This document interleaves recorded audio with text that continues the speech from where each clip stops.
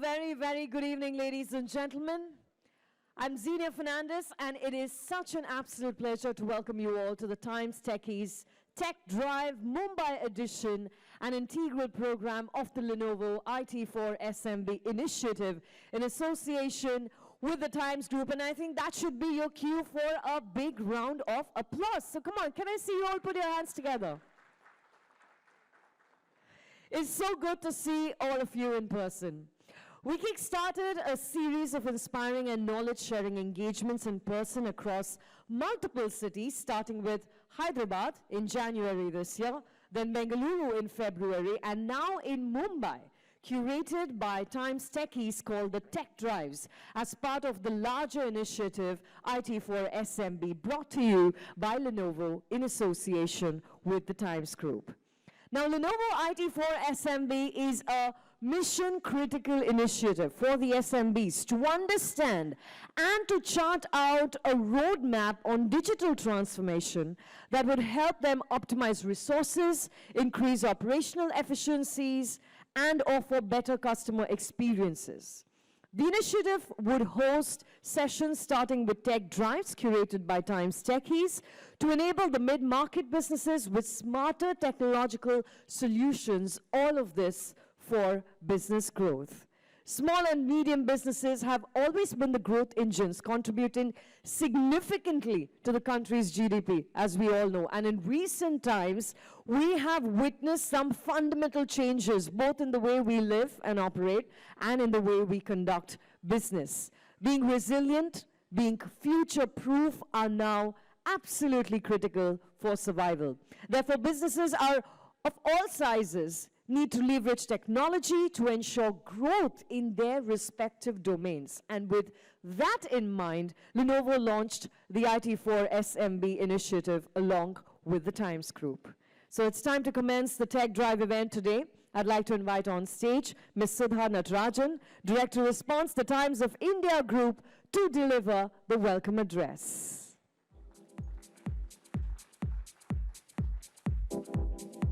Welcome to the stage.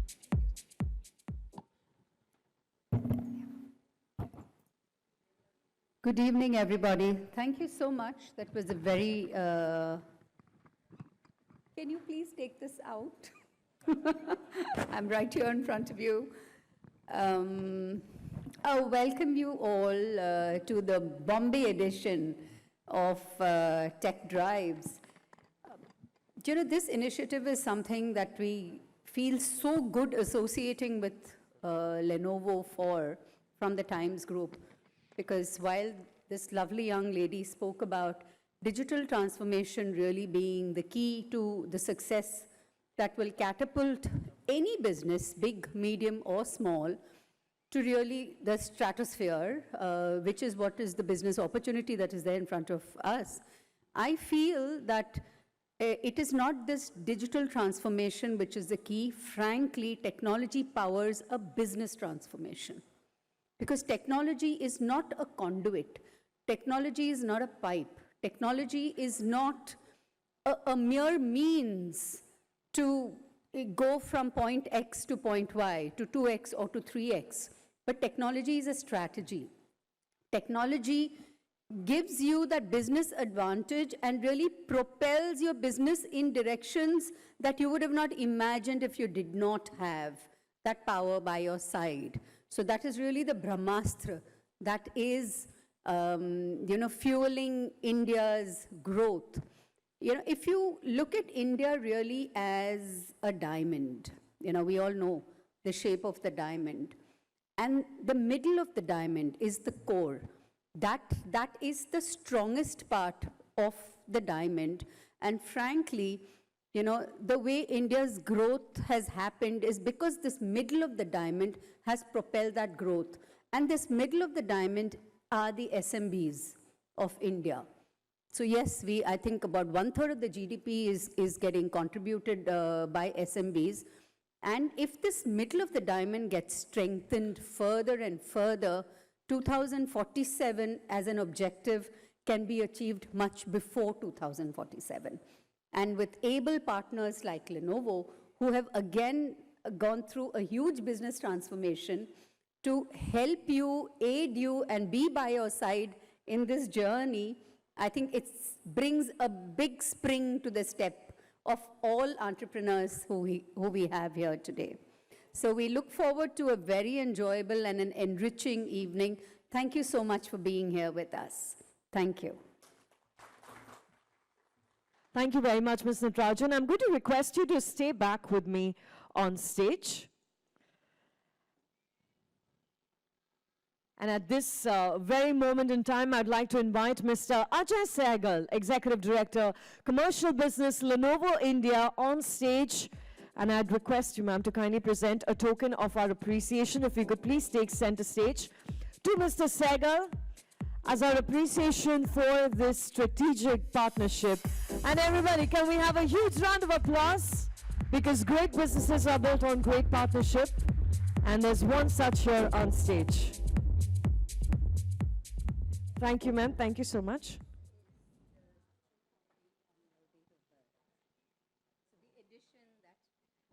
So this is the edition of Times of India on the day Ajay was born.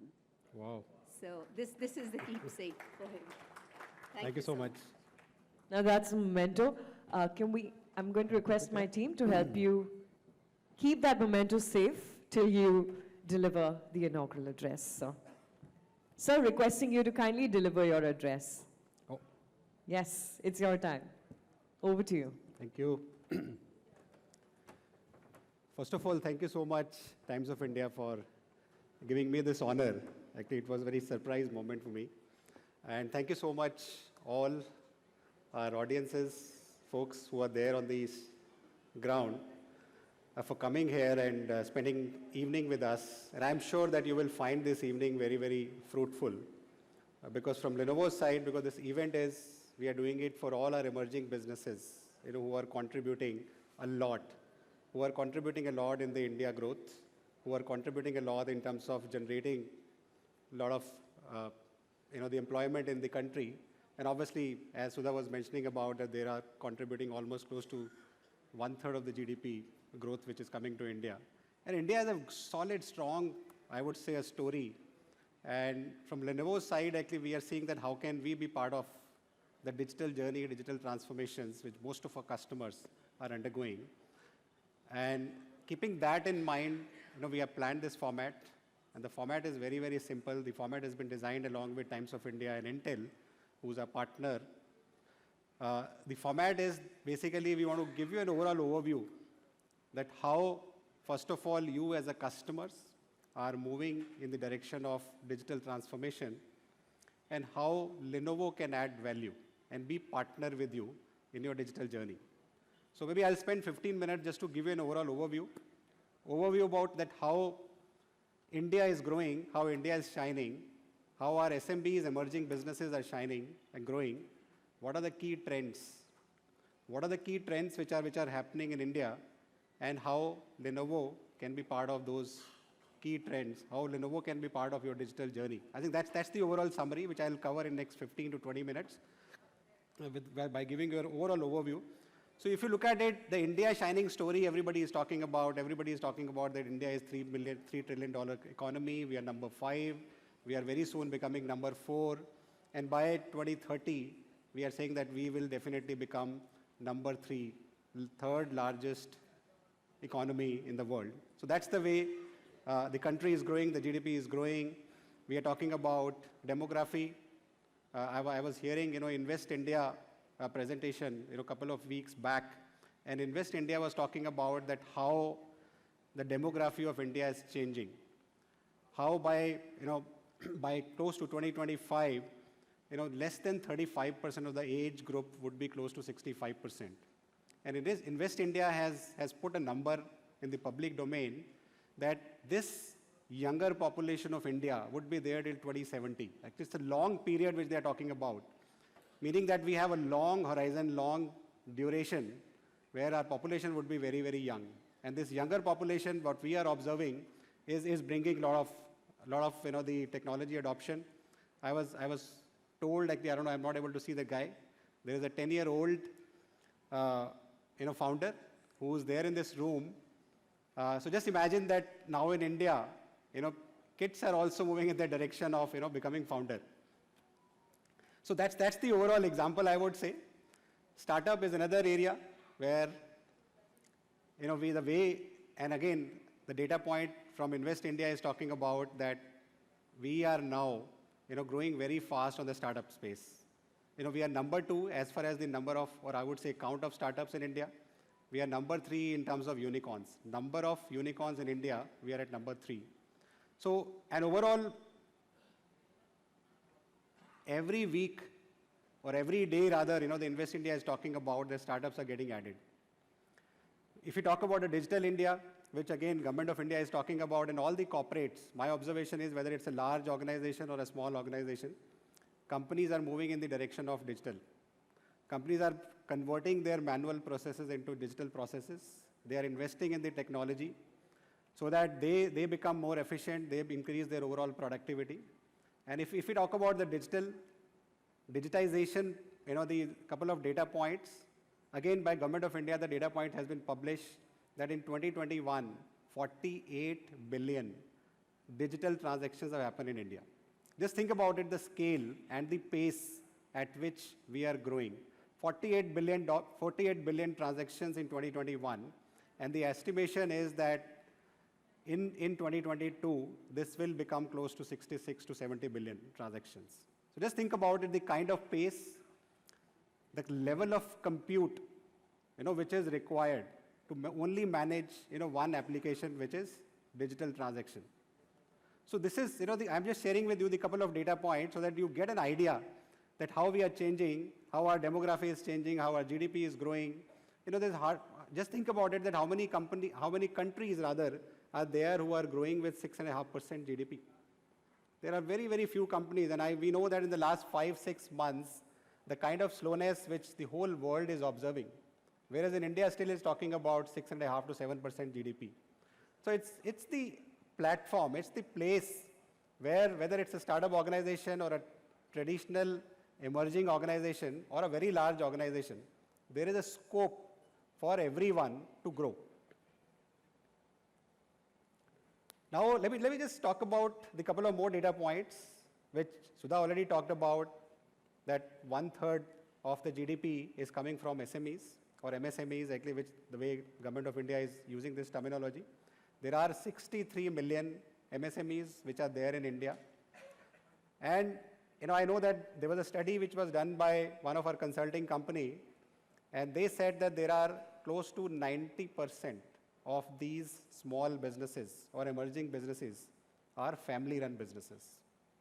And the study was talking about that wherever there is a next generation joining that company, there is a technology adoption, and the technology adoption is growing very, very fast. And because of that tech adoption, those emerging businesses or those traditional companies are also growing. So there is one set of those companies who are very, very traditional family-run businesses. Second generation is joining and they have started adopting a technology. And on the other side, there is a new age companies. And these new age companies, in our terminology, we are calling it startups. They are born in cloud. That's the way we are looking at them, that they are born in cloud, they are born in technology, meaning that from day one, their business model is basis technology. And there are n number of examples. People are talking about old examples of, how Netflix grown or how Zomato grown. But we are observing that there are companies who are moving in the direction of building up new business model. Just think about that companies are talking about tire as a service. Companies talking about battery as a service. So these are the kind of new businesses, which these companies are generating. Think about the fintech organizations, how they are growing, building up their different models. We have Upgrad, with us actually. Just think about it, that how education has been converted. So there are n number of examples where the startups are building up their business model, and those business models are basis technology. And why I am emphasizing more on the technology part is that at our level, when we engage with small businesses or emerging businesses, we still find that there is a resistance. We still find that the smaller businesses, they are not fully aware about the technology. I know that if you talk about any large organization, there is a full department. There is a department of complete IT, and within IT also there are experts on security, there are experts on data center, there are experts on different kind of applications. But in the smaller organizations, there is an owner, and under owner, there are a couple of people actually who are doing some level of IT. They have some knowledge of the IT part, but they're not fully expert. So I'm referring to keeping that in mind, that there is a huge technology, the evolution which is happening, but many of our organizations are not aware about that part, and that's our responsibility, that how can we spread awareness. And this is one of the key purpose of conducting these kind of events, so that we should be able to make aware, more and more of our customers, that how technology is changing and how technology can add value and drive a better efficiency and a new business models for you guys. Let me talk about the few trends, and these trends are happening across the world. These trends are very much happening within our own country. Everything as a service. We did a study within Asia Pacific, including India, with the CIOs of close to 150 companies, and 91% of the CIOs, they said that yes, I am observing there is a as a service concept. Yes, next 2 years, and this study was done around 6 months back. Yes, that in next 2 years, I will definitely go for as a service offering in my organization. Again, when I talk about as a service, meaning when we are engaging with large organizations as well as emerging organizations, organizations are struggling. Struggling in a sense that during COVID period, they moved towards the data center on the cloud. They shifted their whole on-premise data center on the cloud. And when they started receiving bills of the data center on the cloud, the bills were definitely too heavy. Now they've started realizing that why there is a need of all the applications to be on cloud. Why can't I have few of the applications on my premise, so that I should be able to drive. But when they do it, obviously they end up reducing their cost, but then they're creating up complexities. Because now the life is that there is a few applications set which are there on the cloud, and there are few applications who are there in my own data center. So how do I manage that? Is a complexity. Then, the way things are changing. Another example is that you have employees, and many companies are observing that employees are operating either from office or they are operating from their home. And when they are operating from their home, employees have moved to their hometown. Which means as an organization, I'm struggling that few of my employees are there in my offices, and rest of the employees, they are operating from different locations. So how do I manage even my own devices? How do I upgrade those patches, which are required from the security point of view? How do I ensure that my devices are working all the time? How can I make my people more and more productive from wherever they are operating? So those are the few examples which talks about as a service. So that's why CIOs are talking about, or any IT head of large organization as well as smaller organization is talking about as a service requirement. And that's where we come into the picture and add value. Sorry, I don't know why the slide is moving. Circular economy, just to give you a quick example of circular economy, earlier all these devices, when we used to sell, we used to take it back and used for landfilling. But things are changing now. These devices, we are taking it back, and then we are using the parts of those devices for repurpose. If there is a life to the device, we are doing the refurbishing of the, the device and giving it back in the market so that those devices should be sold. If there is no life, then we are taking the material and we are using that material as a recycle to manufacture the new laptop. So now we are launching laptops or notebooks which are being manufactured through recycled material. So that's the one example of circular economy, and different industries have different examples of the circular economy, but that is one big change which is happening. Digitization of a future business, I've already talked about a couple of examples that how small or large organizations are automating their manual process into a digital process. Just to give you an example that earlier companies were working on, that if I am a bank, how can I solve the customer problem when the customer is approaching me? Whereas the trend is changing. Now the bank is thinking that how can I remove the purpose for which the customer is calling me? Meaning that how can I resolve the problem by giving the solution in the hand of the customer? Meaning with the help of an app, I can empower customers so that for anything for which the customer has to call me, they should be able to solve that problem on their mobile. So that's the another example that for digitization, what companies are doing. Web 3.0 or Industry 4.0, I'm sure that you are aware of that Web 3.0 is talking about blockchain, meaning that earlier we were planning that how can we centralize. Now we are thinking and we are driving as a business that how can we decentralize. And blockchain is one example as a technology which is pushing all the companies that how can you decentralize. How can you decentralize your database? How can you decentralize any action or any approval which is required? So there is no need of centralization. Similarly, Industry 4.0 is talking about that how can you use technology. And again, in the last 10 minutes, I'm referring to that how we can use technology to automate our processes, which helps us to improve the overall efficiency. And data explosion is another example. In the country, we are expecting 5G to be launched. The 5G has already been launched, but the 5G actual launch will take another 1.5 years, so that 5G is available across the country. And our telecom companies are talking about. Just think about it, that the data explosion because of 5G. And that's the big change which we are going to experience in India, that 5G is bringing a lot of speed. 5G is bringing a lot of new application which needs to be developed. For example, a 5G is bringing a private network. Any manufacturing company, big or small, tomorrow will have their own private network. So currently they use network, whatever is being supplied by a telecom company. But tomorrow, obviously the supply would be done by the telecom company, but the manufacturing units will have their own network. And once they have their own network, there is a need and there is a shift of edge computing. What is edge computing? Edge computing is nothing but, today the computing is happening centrally somewhere in the data center or in the cloud. Tomorrow, the computing is going to happen at the outlet. So there is a branch. So currently the branch is, dependent on a data center. So if anything goes wrong on the data center or in between, all the branches will go for a toss. When you have edge computing, the compute is happening in your branch. So if there is a problem in the computing, only that branch is going to get affected.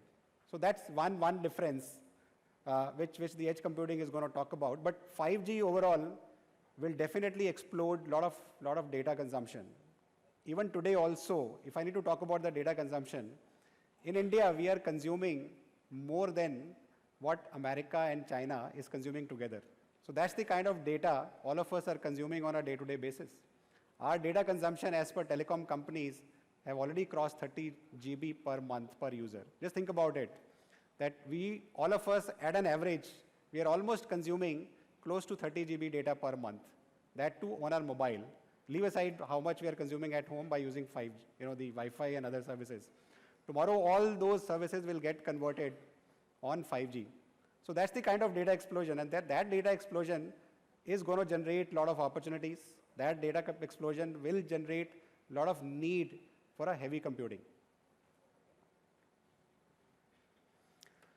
So I've given you an overall overview by giving few examples.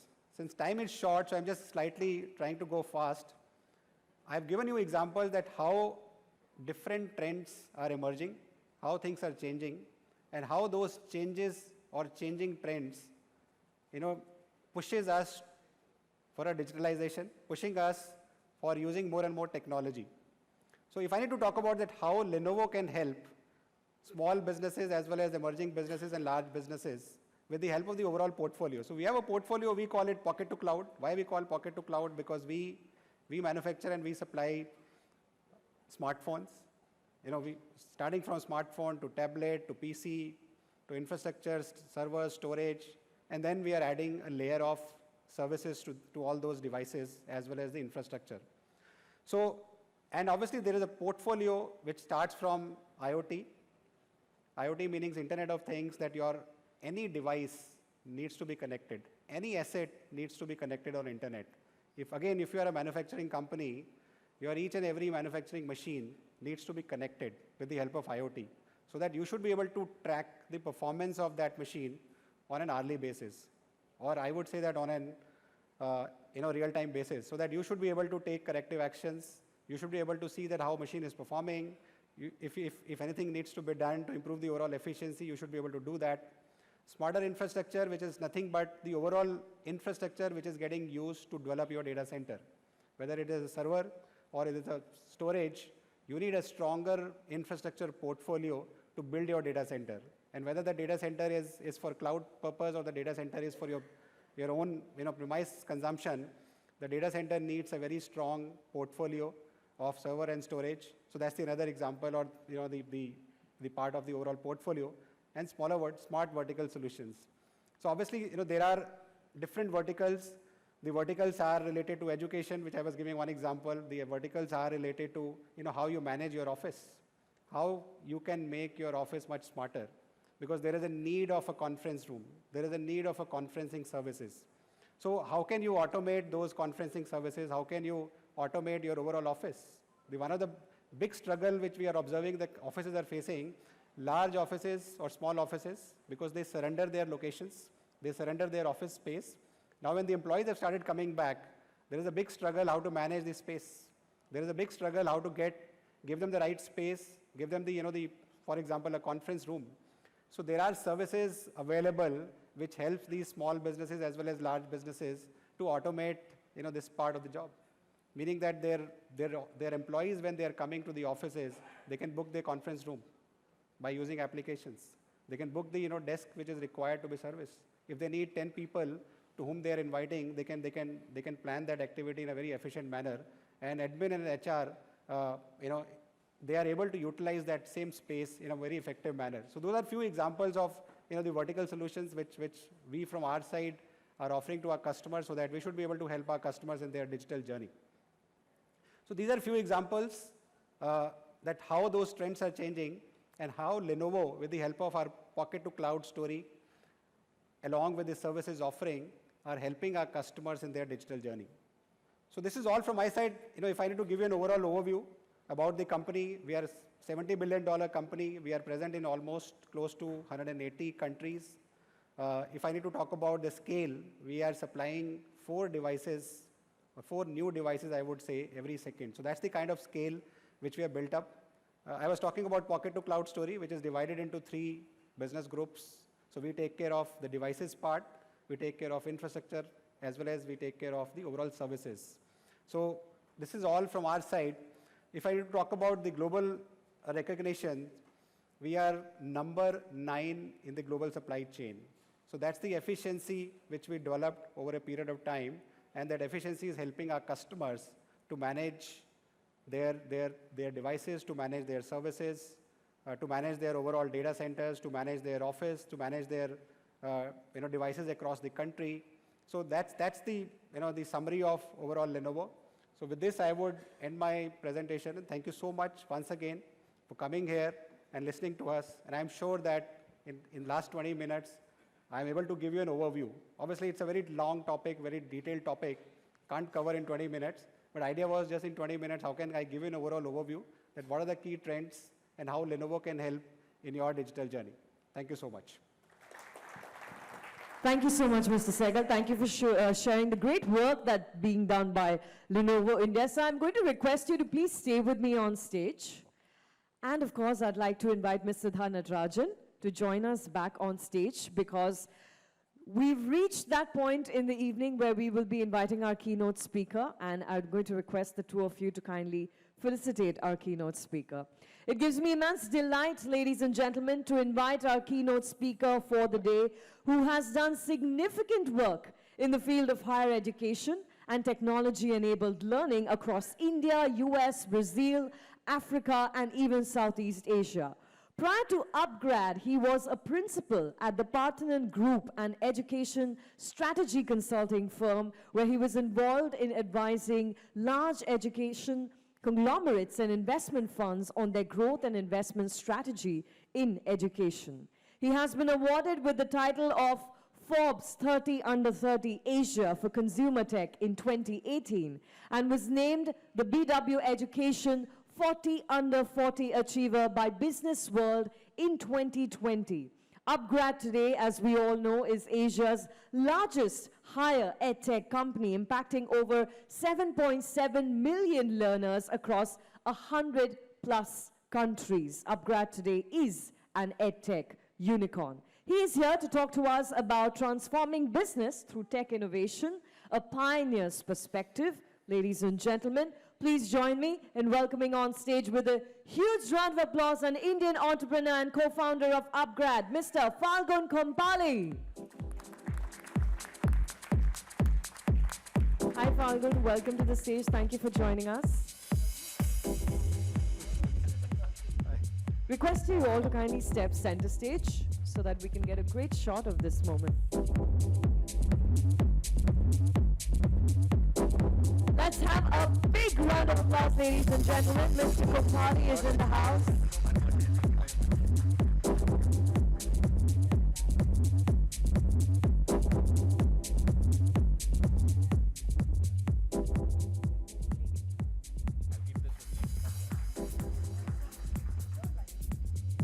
All right, why don't you all come together and we'll get a great shot of this.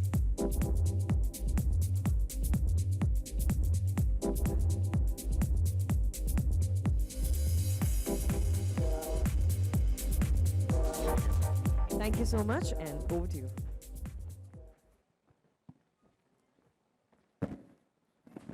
Good evening, everybody. First of all, thanks to Times of India, Lenovo, Intel, and everybody involved for organizing this event today and making me part of it. What I will try and do over the next 15-20 minutes is I'll keep it short so that we have some time for questions at the end, and I'm happy to give my thoughts and share my perspective on how we look at things. But I think when we started Upgrad about 8 years back, one of the most overwhelming and one of the most exciting things about India is the scale and the diversity that's at play. And across sectors, be it in education where we operate, be it in banking and financial services, be it in retail, manufacturing, I think the scale of the opportunity is what is most overwhelming and what is most exciting when we think of what technology can do.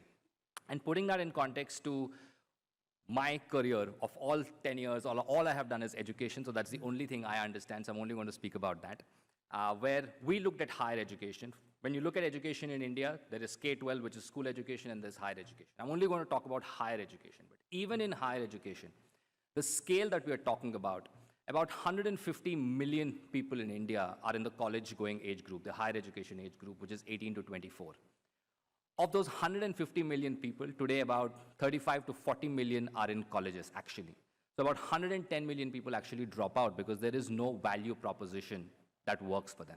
So just think of the numbers that are involved here and what can be done to impact this particular space. And when you think of what can be done to improve this penetration, somebody said demographics, this number is only going to increase.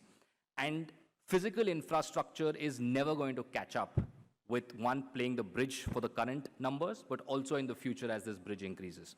And that's where we felt that technology is so powerful to deliver accessibility, affordability, and quality of education that can deliver learning and career outcomes, not just in higher education, but also education across the spectrum. And I think that's what's very exciting for us. The second thing that was exciting for us was if we are able to use technology to deliver education at scale. There is this number called gross enrollment ratio, which is a little technical, but it is basically the percentage of people who are actually in colleges compared to the base of people who need to be in colleges or be skilled, right? There is a very direct correlation between the GDP per capita of a country and the gross enrollment ratio of that country. Obviously, the more skilled your population, the more GDP per capita you have.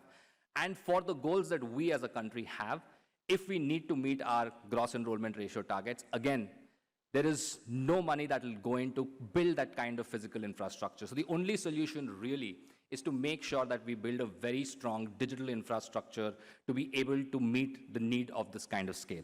So for us, that was the vision for Upgrad, and that's what we wanted to do, where we didn't just want to be a platform to attract both demand and supply, but we wanted to be an edtech company that can fundamentally disrupt the way education is thought of and the way it is delivered. Just one example I will give is when we think of quality education institutes, I think one of the things that always subconsciously works is that the highest quality institutes attract the lowest scale. The more selective you are in education, unfortunately, the more reputed you are. And that's something that we wanted to break. Why can't the most reputed institutes have the maximum number of students? How do you break that jinx so that you can actually solve for the real problem of education? And I think that's where technology was something that we felt was going to be the solution. And I think there are 2 or 3 things that I will talk about what Upgrad has done to try and disrupt the higher education space specifically. We think of higher education across 2 or 3 key areas. The first is the content and the pedagogy. The second is the learning management system or the platform where this experience is offered. And finally, it's the support services that you're able to provide learners, academic, non-academic, and career support services, because all of these three need to come together to deliver those outcomes, both the learning outcomes and the career outcomes for these learners, right? So I think the most powerful thing that we have realized over the last 8 years is if we are able to use data and technology to drive these student outcomes at scale. Right now, to be very honest, we just scratched the surface, but I think the potential to use the data that is available and the technology that is there to drive personalized learning outcomes at scale, I think is massive. Again, as I said, I'll give just a few examples to keep it short.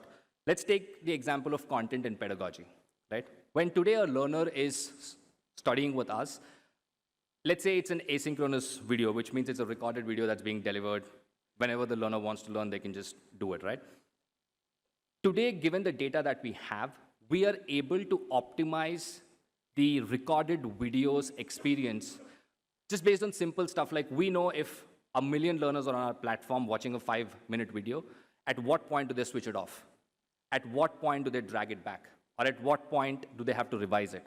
And based on all of this data, we can make sure that the way we structure this learning experience and the way we get feedback is very, very effective to improve that learning experience constantly.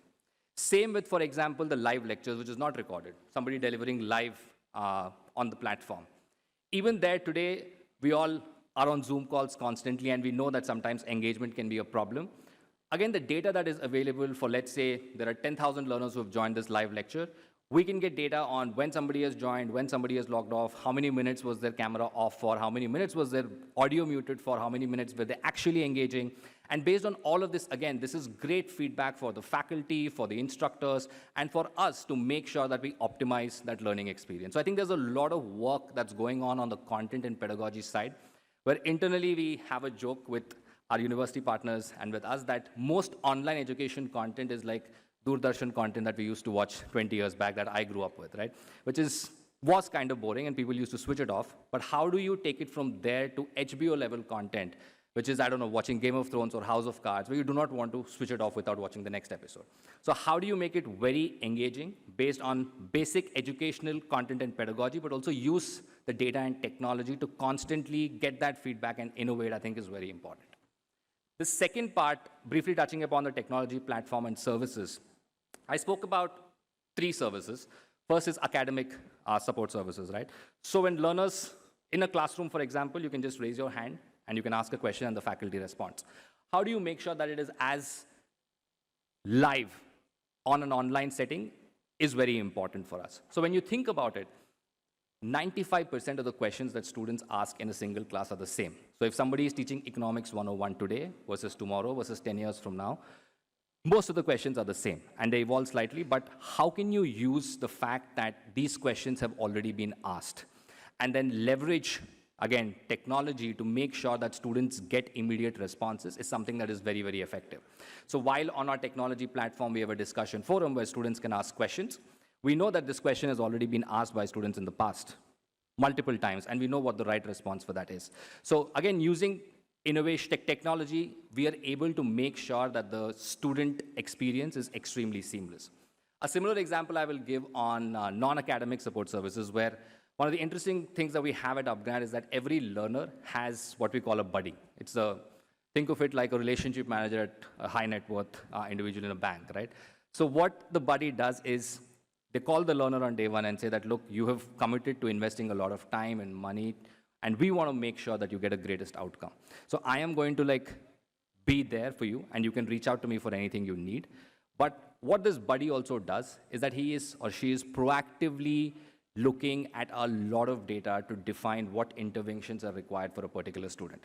So let's say somebody is doing a 1-year master's program on the Upgrad platform. We collect close to 180,000 data points, starting from when this person likes to log in. Are they weekend learners or weekday learners? Are they morning learners or night learners? How close to the assignment do they actually start working?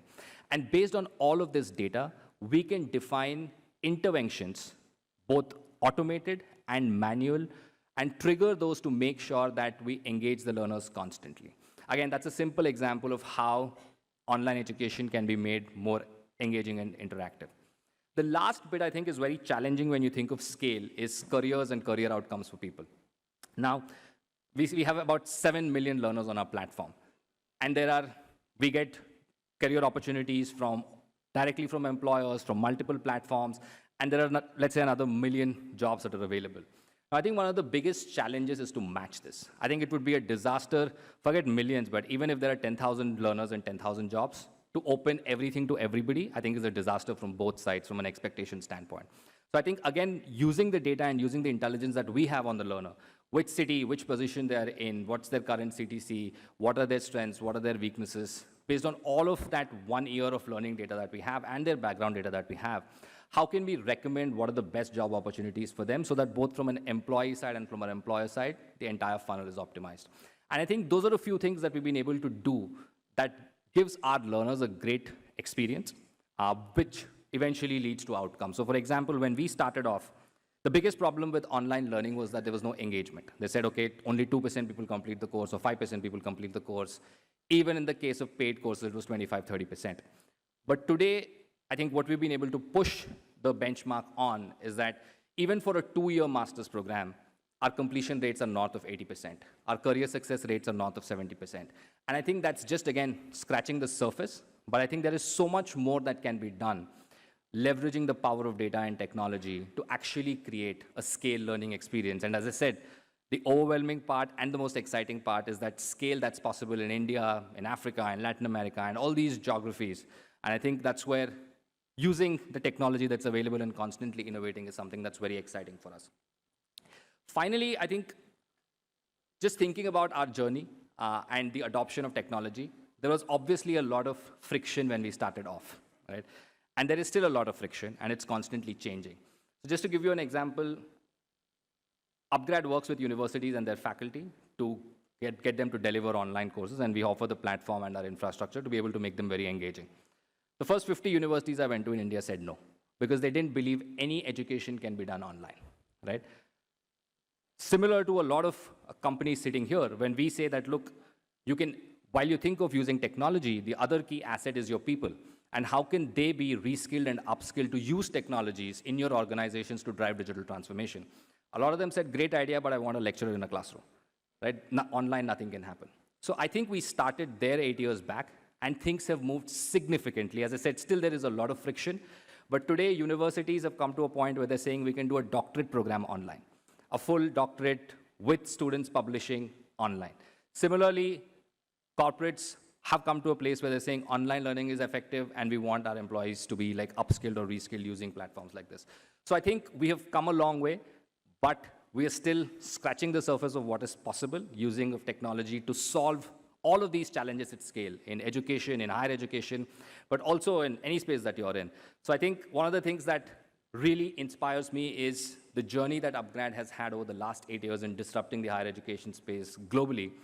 But we are also cognizant that while we have 7 million learners today, and maybe 4 or 5 million of those are from India, the scale of what we want to touch in India itself is about 300 million. The opportunity in India is 300 million people and how we can impact them.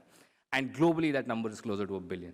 So as I said, it's just still very early days, and the pace at which technology is evolving, the pace at which our ability to use data is evolving, I think it's very exciting for all of us to think about how we can leverage this to solve some of these fundamental challenges and solve them at scale so that we can create massive impact. So with that, I'll take a pause. I think we have about 5 minutes left, so happy to take any questions, or I'll hang around and we can catch up later as well. But thanks a lot once again. Glad to be here, and I can use the next 5 minutes for any questions.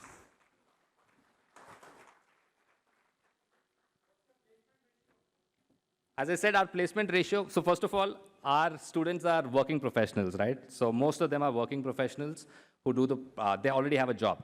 So even after they have a job, we have about 66%, there's an external audit firm that has done it, it's a Big Four firm. 66% of our learners report a tangible career outcome 6 months post-completion of the program, while they already had an existing job.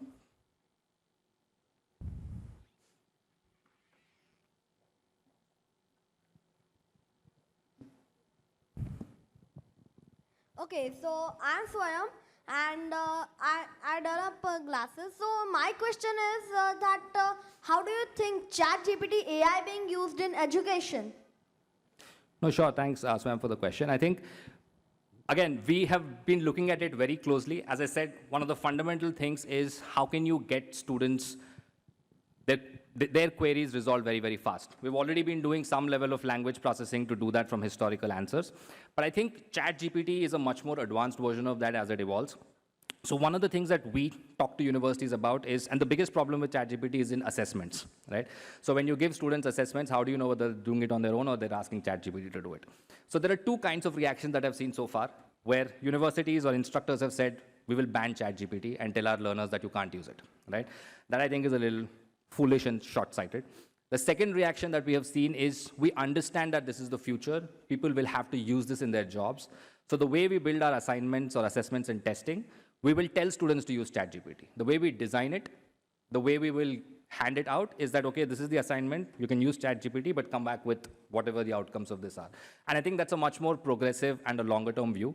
But I think it will fundamentally disrupt the way assessment and testing is done, because if you apply ChatGPT to any normal question paper today, I think in 3 to 5 years, it'll pass through most of it, right? So I think it'll fundamentally disrupt the way we think of assessments and testing, and instructors and universities and everybody will have to do a lot more work to be creative and put thought into how assessments are actually designed.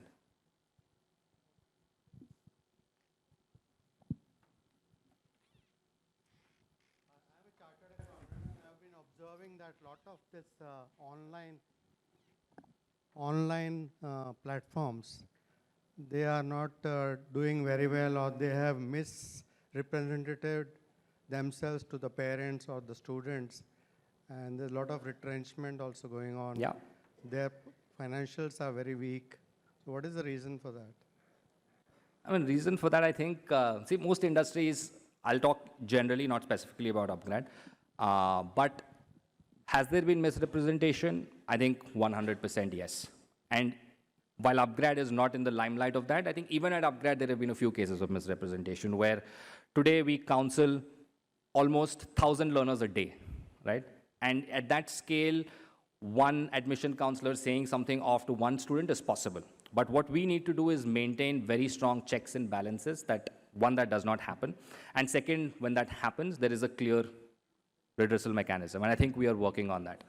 So I think the industry will evolve. Different people think about it differently, and it will evolve. For example, we have established the Indian EdTech Consortium in collaboration with the government, where we have said, all the key EdTech providers will come together to self-regulate, and there'll be a body which will be reporting to the regulator every 6 months, right? So I think we're putting that in place, and as most industries, as they grow, will have challenges. Like when telecom was evolving, there was no signal, and there was a problem. But I think as we evolve, companies will mature, the processes will mature. I know education is a little bit more touchy, and we need to be careful. But what I can say from Upgrad's perspective is that we are being very careful to make sure that we communicate right, and there are enough checks and balances to ensure that. And if there is ever an error, which is possible, and we are very honest about that, there is a redressal mechanism to make sure that that is corrected.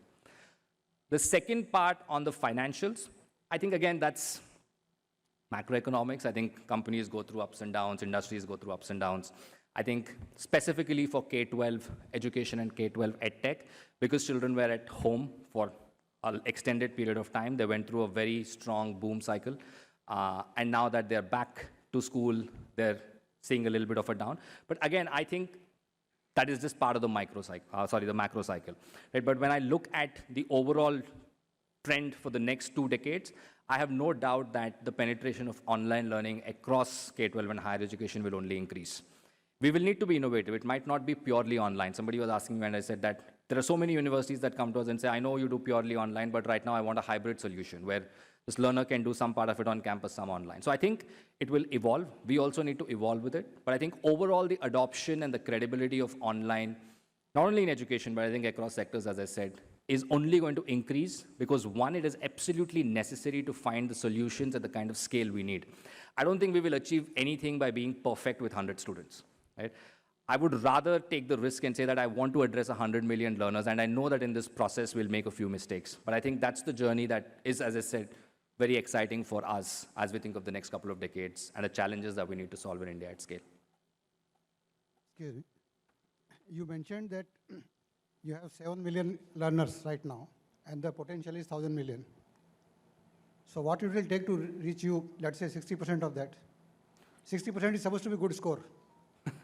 No, I think I think one is obviously in the short term, we need to be very effective with our outreach, marketing, and distribution. But that's a very short-term solution, right?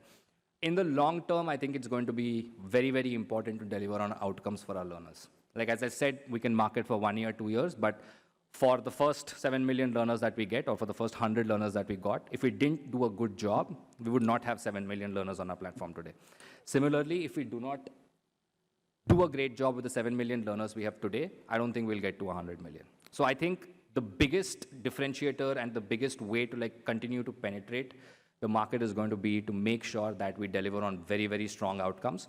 Obviously, at all points of time, marketing and distribution and brand and building that awareness is going to be a key part of it. It's a long way to go. Long, long way to go. As I said, we are just starting off. There are so many online education system available in the market, and every time all universities, I mean, they are also developing digital library and online education methodologies, and they are all trying to get online mostly. Even government is doing so, IITs are doing so, IIMs are doing so. I mean, how do you position from marketing perspective in such a competitive scenario? How do you place in terms of positioning yourself, upgrade? Because you will have tough competitions. If somebody has got government patronage, the trust of government institutions, even IIMs are government institutions, IITs are government institutions. There are so many universities. So upgrade university, what will be the marketing strategy of yours? Sure. So to first, compete with them? just to clarify, Upgrad is not a university, right? So we don't give the credential. We work with universities, faculty, etc., to give it. So for example, the IITs, the IIMs, multiple of them are our partners. So first is that. The second part, to answer your larger question around competition, I'm actually happy that there is competition. As I said, 8 years back when we started, we were the lone warriors and we were having a much tougher time. I think, as I said, the bigger opportunity today is to open up the online learning space and build acceptance and credibility for it, which will happen if more people come in, including the government and the IITs and everybody else. So I think we're actually very pleased with that matter. In that particular context of how we differentiate ourselves, as I said, the only long-term differentiation is outcomes. If we are able to do a better job, as I said, using everything that I spoke about in the last 15, 20 minutes, is if we are able to use data, technology better to deliver a better learner experience, which leads to stronger learning outcomes and career outcomes. So for example, if somebody does a data science course on Upgrad versus anywhere else, they need to be a better data scientist at the end of it, and they need to get a better career outcome as an end result. So I think as long as we're able to do that at scale, I think we will succeed. If we don't, then we don't. I think that's our problem to fix. So I think that's the only way to differentiate and survive in the long run. To give you an example, I think today, we support the government actually. So when UGC launched the Swayam portal, so there are a lot of Upgrad courses that are there. We have gone ahead and said we will give technology support. So I think we are happy, as I said, to work with the government, multiple institutes to do that and build this space out. And for us, the long-term goal or the North Star is to make sure that we are better at outcomes than anybody else. I think I have time for one last question. Yeah. So just want to ask one thing, is basically on the same thing on the government side. Do you have any other initiatives along with the government to increase the literacy part in terms of have some schemes where you can increase this education across India? Yeah, so as I said, a couple of things we're doing already is one on the Swayam and NPTEL platform, which is the government's platform. We are helping them with coursework, technology, and wherever they think they need support from external partners. The second thing that we have done is we had a very popular course called Startup with Upgrad, which was on building entrepreneurship. We made that free for everybody in India, and we have launched it in collaboration with Startup India. So on the Startup India platform, even today, you will see that there are about, currently I think the number is about 1 million learners in India who do this program for free, and we do it across 8 different languages. So anybody can do one of these programs. So I think there are multiple opportunities to work with the government where we support them and also work with them to build the infrastructure, the framework, and the regulation to make sure that innovation in this space is a continued process. Great, thank you. As I said, I'm around and happy to take more questions. Thank you.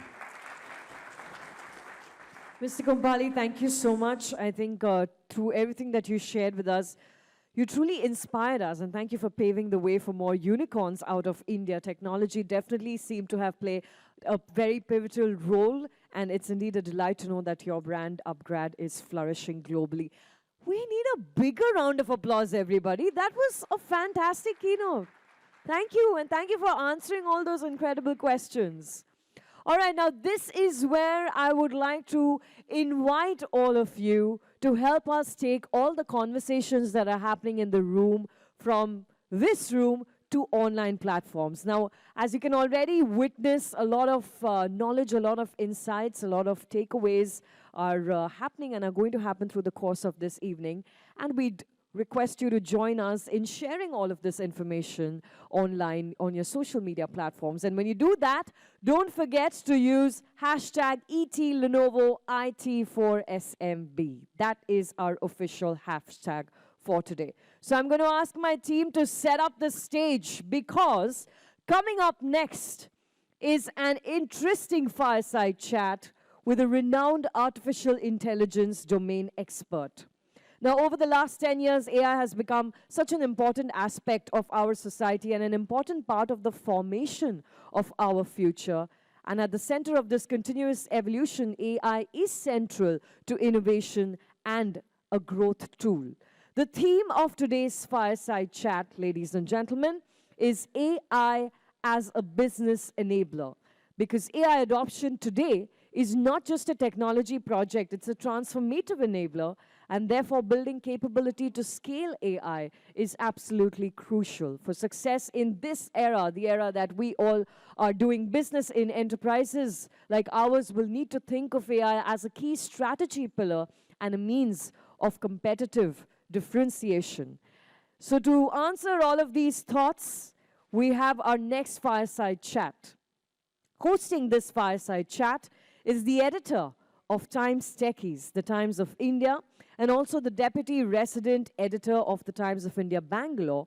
He has been with the Times of India for over 27 years, spending over 22 years focusing on covering business and technology. He launched Times Techies in 2019, and I think we're almost good to go with the stage setup. So I'm going to go ahead and invite on stage Mr. Sujit John. Welcome, sir. Welcome to the stage. Now, joining him is our esteemed speaker, co-founder, group chief executive, and vice chairman, Fractal Analytics. Fractal, a company that has served 100+ Fortune 500 companies, established leadership as a pure-play AI analytics provider, and has raised over $685 million in capital, turning unicorn in 2022. Let's welcome Shrikant Velamakani.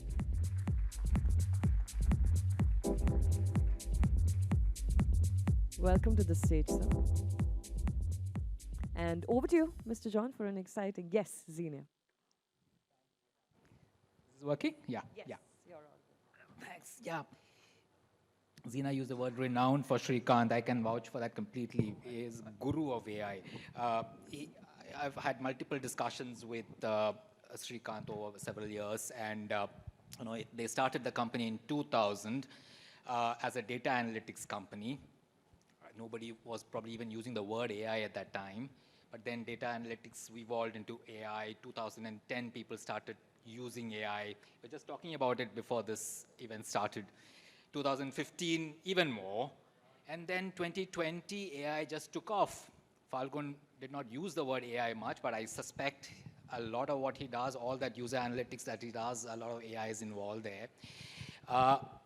And today, yeah, I mean, he's literally sitting in the midst of a technology that practically the world is talking about. ChatGPT, that's why I'm just mentioned, is on everybody's lips, and it's fundamentally AI. So the world is talking AI today. Shrikant, I mean, like I said, ChatGPT, that's what, I mean, so I am youngster.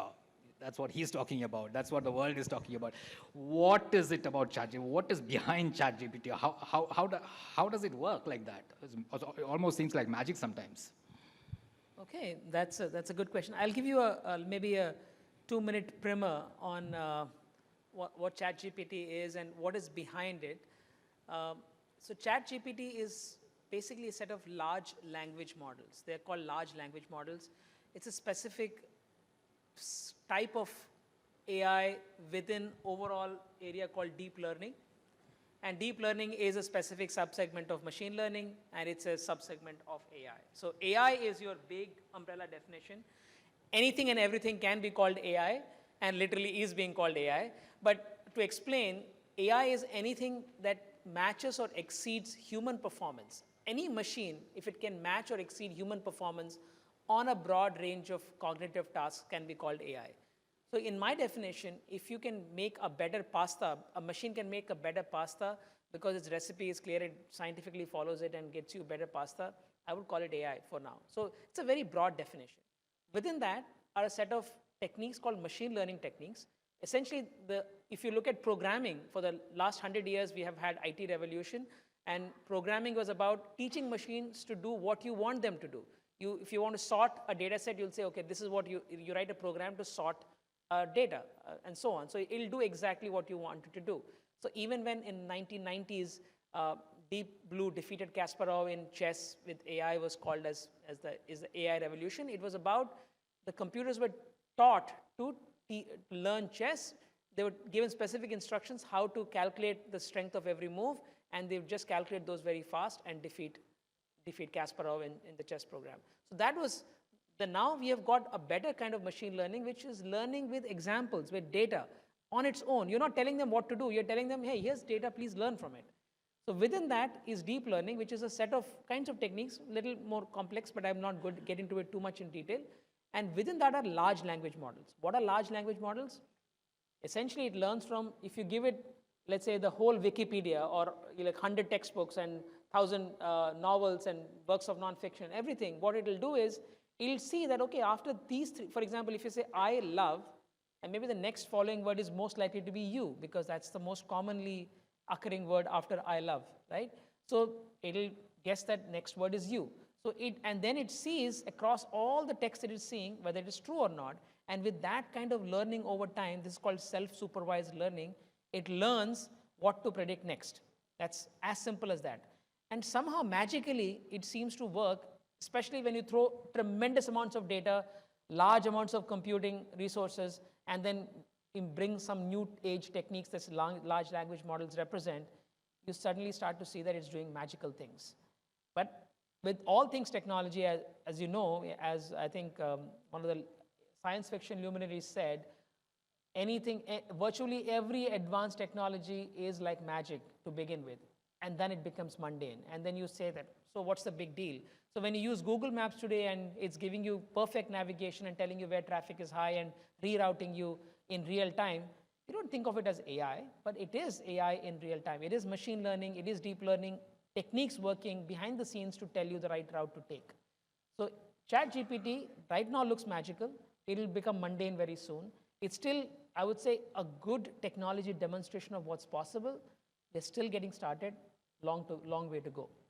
So when Falgun talked about all the user analytics and all that, everything that they are measuring and tracking and all of that, again, is that a lot of AI involved? How does it work? I'm sure there are I mean, I don't know how much they're using it, but of course there's tremendous potential for machine learning in EdTech. Because essentially you can track, as Falgun was saying, you can track when is attention wavering. What is the concept that, if you look at 1 million learners, you know exactly where is the content not working for me right now? Where is it failing? Because everybody seems to be pausing, going back, and you can see their behavior, and from that understand what is working, what's not working. But the other stuff that Falgun did not talk about is how, let's say, ChatGPT could completely eliminate, it could, for example, questions. Why can't you use ChatGPT to form questions? It will form questions. It will give you questions. So you can actually, your assessments could become easier. And so there are many, many things that can change.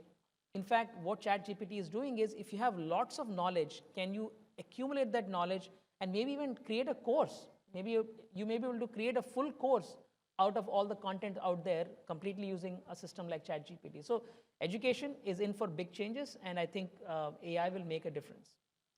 And we were having a discussion the other day with a couple of others from NASCOM and Keshav and all. All of you kind of said India should focus on AI, that we have some excellent talent in AI in India. We are what, the third highest number of AI researchers and all that. So we are really good in AI? Yes. I think, firstly, 1 in 5 AI researchers around the world is an Indian person. So we really have some really good talent, because I think we have a good, we have population, and second, we have some sharp mathematical talent in our country. Net result of that is that many AI researchers come from India. Secondly, we are, as India, the country, Indian origin technical papers, if you look at in AI, we are the third largest already. We produce about 50,000 high quality papers in AI, whereas China produces 150,000, US produces around 150,000. So we are number 3, but we are number 3. We are not number 4 or 5 or 10, so which is already quite impressive. Long way to go, but India has the potential, because India has the talent. India has problems, deeply specific problems. I mean, this is a forum for SMB. Most of you represent small, medium, and somewhat large organizations here in this room. And I do feel like it is a significant disrupting as well as an opportunistic moment for everyone here. Because what this has demonstrated is that you can dramatically improve productivity in your own organization by using this. For example, you're writing marketing material for your website, or writing marketing material for your brochures. I mean, you have a bunch of creative team, a content team, and it takes literally days, weeks to produce something like that. If you use ChatGPT, you can produce it in 2 days instead of 10 weeks. So you can already do that. So you can improve productivity. And if I back up a little bit, in general, AI in your organizations is basically, I would say, 5 dimensions that you have to think of in how you want to use AI inside your organizations. Number 1 is how do I use AI to improve my customer experience? Customer experience, it could be employee experience, it could also be your investor experience, it could be any stakeholder that you serve. Let's say take customers. And is it very easy for customers to transact with you? Do you learn with every transaction that a customer's done? Are you able to personalize your service or product to your customers? Are you making it frictionless if they visit your website or if they visit your services? Do you know exactly how to make it frictionless to buy from you? These are the kinds of things that AI can help you solve. Number 1. Number 2 is productivity, which I just talked about. But productivity can be in many different areas. It could be in finance, it could be in marketing, it could be in sales, it could be in delivery, various kinds of parts of your organization, manufacturing, etc. You can bring productivity. You can increase the revenue per employee. You can increase the throughput per employee. You can reduce risks. You can make your investments more effective. You can drive greater productivity. That's the second dimension. The third dimension is when you're building any new product or service, can you use AI to make sure that you're not failing? Because normally, when you launch a product, there's a 95% chance that your product will fail. Unfortunately, this is the statistics on innovation, is that 95% of innovation doesn't succeed, or it doesn't meet the goals that you set it for, right? So can you increase the speed of innovation? Can you increase the quality of innovation? Can you reduce the failure rate of innovation? You can do that with machine learning and AI. The fourth one is just your latency. How fast do you respond to changing environment? When something happens in the world or in your organization, how quickly does that data come to you so that you can act on that data? That's, I call this the latency of the organization. Can you make better decisions, faster decisions with data that you are collecting from your customers, from your organizations, in everything, management decisions, executive decisions, operational decisions? Can you do that? That's 4. And 5 is, can you reinvent your business for the future? If you have to change a new business model, you want to move your pricing paradigm, you want to increase your price, you want to rethink your business, can you use AI and data to generally rethink your business and be relevant in the future? So these are the 5 dimensions. All of them are relevant at all scales of organizations, whether it is a Fortune 100 organization or it is 10 people organization. It is equally applicable. These 5 dimensions are applicable. That's what we do for the big companies, but this is something that you can turn around and say, okay, what are the most important questions for me? And you can start seeing the value of AI in each of these areas. You preempted my question. I was exactly going to ask, this is a SMB audience, and what are the areas they could use it? And you answered that question. How affordable is it? I mean, there are people, many of these companies won't have the kind of resources that you deal with. I'm sure a lot of Fortune 1000, Fortune 2000 companies, they have lots of money. Smaller companies, are there a lot of cloud-based, SaaS-based AI models that they can use which are more affordable? The good news is that literally everything, there is a player out there doing if you go to a service provider and you want a full service white glove treatment, obviously it's very expensive and it's not affordable. Like, so a fractal-like company is probably unaffordable because of that reason, right? Or any of the big companies will be unaffordable. But the good news is there are a lot of SaaS providers, who are targeting a different segment of clients. We focus only on the Fortune 100 sized companies. But there are so many services available. Most of them are free or dollars per user per month kind of thing, which actually scale pretty nicely for small to mid-sized organizations. So what I would suggest is, you need a basic minimum talent. Let's say a couple of people. I would say 2 to 3 people, maybe 5 people at most. It is expensive to hire that talent. But if you have that talent, they can go and build all of this. They can do a lot of these things for relatively low cost. Because storage is cheap, tech is cheap, compute is cheap.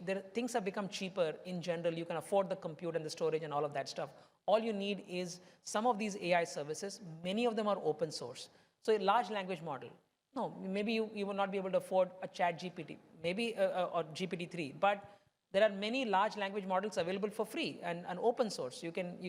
Some smart person in your organization can bring it up and build stuff on top of that. Or you can use a ChatGPT, which is already anyway free or $10, $20 a month. So there are various ways in which you can start to embrace AI without having to spend a fortune on it.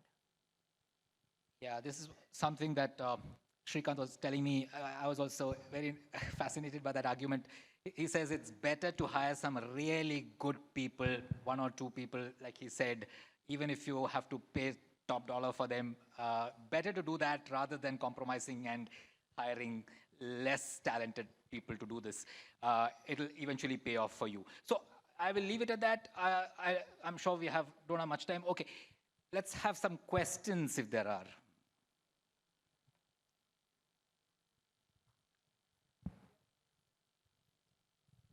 I thought that there was a fascinating discussion on AI. Aren't there questions?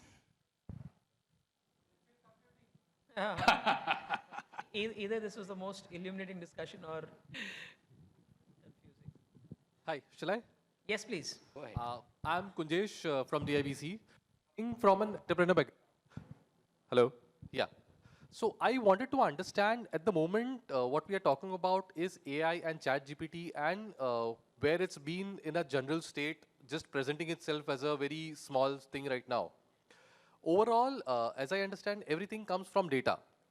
Now me working in a tech and digital space, and quite some work of mine comes in SEO, search engine optimization. I wanted to understand what optimization? Search engine optimization. Okay, got it. Okay.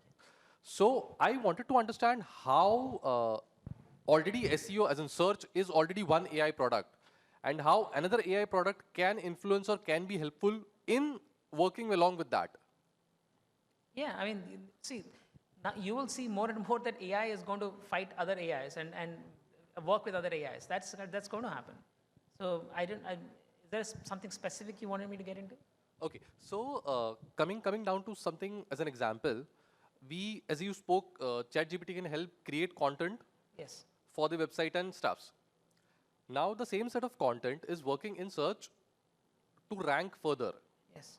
Now how this automated generated content and the competition to rank further work hand in hand? Yeah, so see, this is think of it as an adversarial AI, right? There's an AI creating something, there's another AI trying to make sure that nobody's faking it. So there's that kind of competition will keep going on. So that will happen. So you will have to bring in some smarts. So you'll create some content. Let's say you create your SEO content on your website to increase more traffic. Now, there are already detectors to say, okay, is it auto-generated content like ChatGPT generated content, and can I then rank them lower?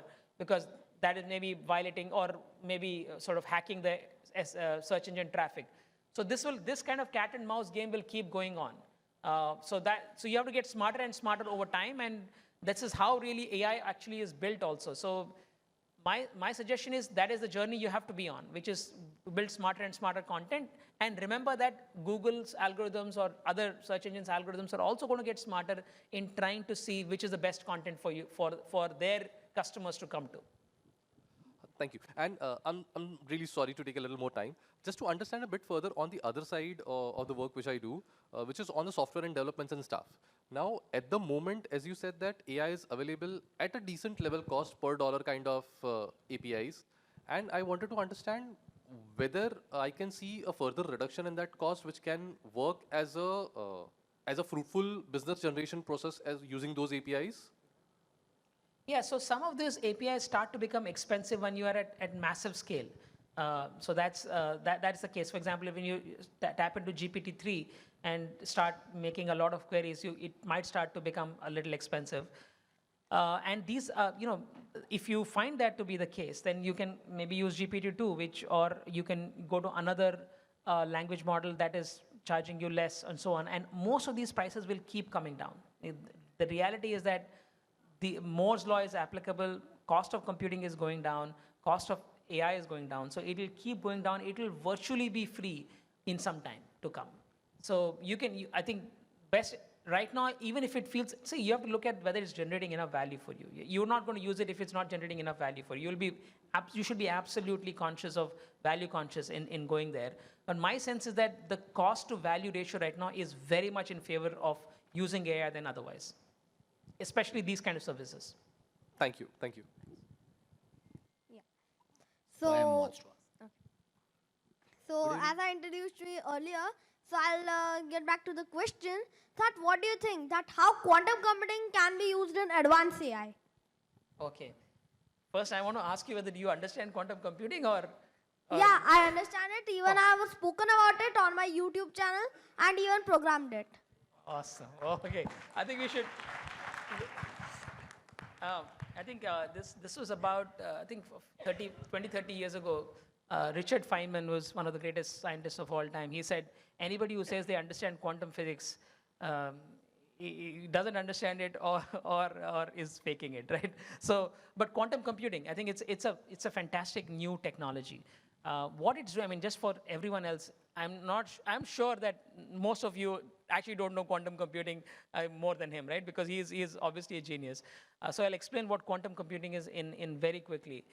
Quantum computing uses quantum physics and how nature solves problems in how it brings to computing, right? So that's what it essentially does. Now, what it will give to you is that it can accelerate computing in a very dramatic way. So what it can do is, let's say if you are solving a certain problem, and let's say you have to, I'm going to give you a bad example, but it'll help you understand. Let's say you have to sort a 10,000 columns. Like let's say there are 10,000 names in a spreadsheet, and you have to sort it alphabetically. Right? You use Microsoft Excel, so you don't realize it, but sorting takes time. The 10,000 rows, but it goes to 1 million rows, it goes to 10 million rows, 20 million rows. It doesn't increase linearly with time. It takes more than linear time. So at some point of time, it becomes impossible to sort that. It becomes too hard a problem to sort that. But so many problems in computing are so difficult that once you have very large amounts of data, very large number of runs to do, very large number of customers, it becomes impossibly large problem to solve. So what quantum computing promises to do is to accelerate that computing and make it very, very blatant, I mean, super, super smaller in terms of compute load, right? So that's what it promises to do. Now, it is still a promising technology that has not been realized in any significant way, and it's only for a few problems. But once quantum computing starts working, what you will see is that many of the AI costs, right now AI is expensive to some extent because of the computing runs. So for example, when ChatGPT was trained, for each model run, they spent $5 million on training the AI. $5 million is just the training cost in terms of electricity and data center consumption and so on, $5 million. So it's not cheap. But if quantum computing came in, maybe it could be down to $1,000. Right? Something that like that can happen because the computing load will drastically reduce. It's a promise, it's not yet realized. So Fractal, for example, is working on quantum computing in the areas of quantum chemistry.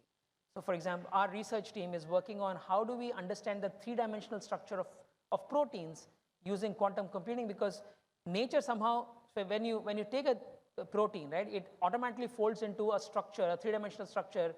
No computing is required. Nature somehow finds a way to understand what is the best energy state for the protein to be in. But for us to calculate what that is, it takes a PhD student 3 years of research to uncover the three-dimensional structure of protein.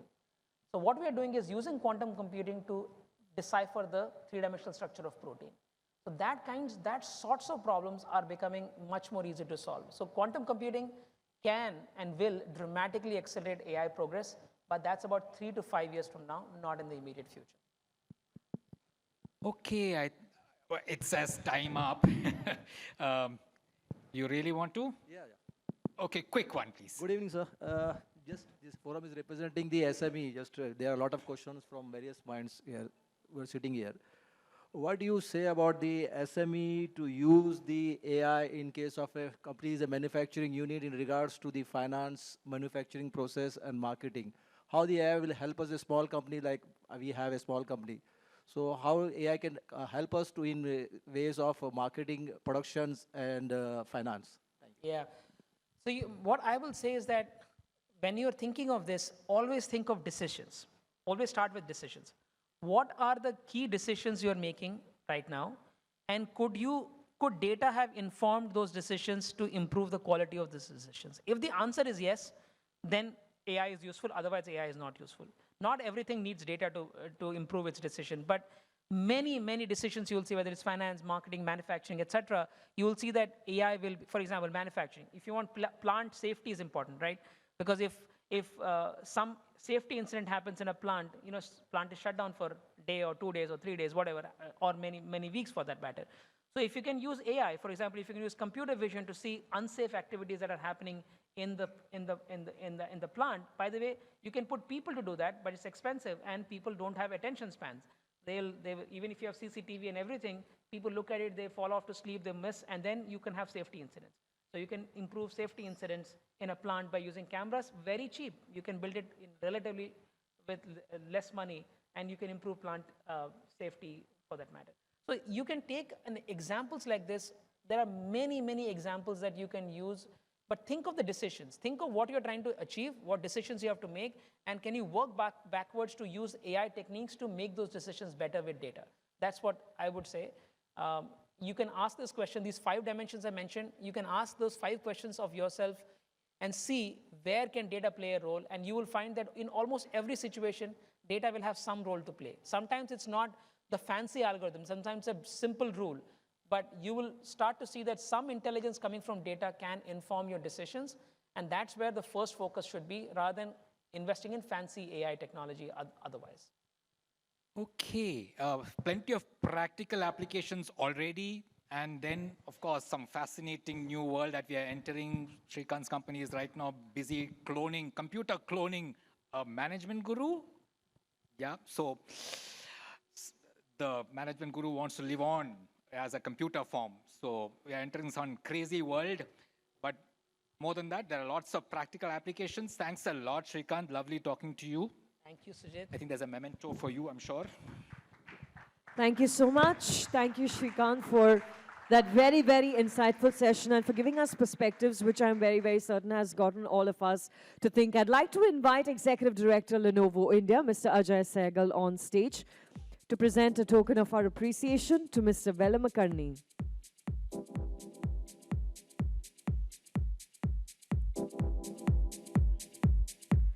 Let's have a huge round of applause, ladies and gentlemen.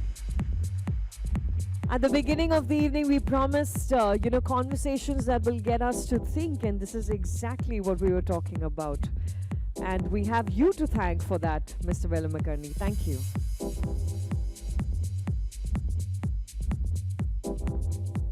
Thank you, gentlemen. And Mr. John, thank you so much for facilitating that incredible conversation and asking the right questions on behalf of all of us. answer your phone.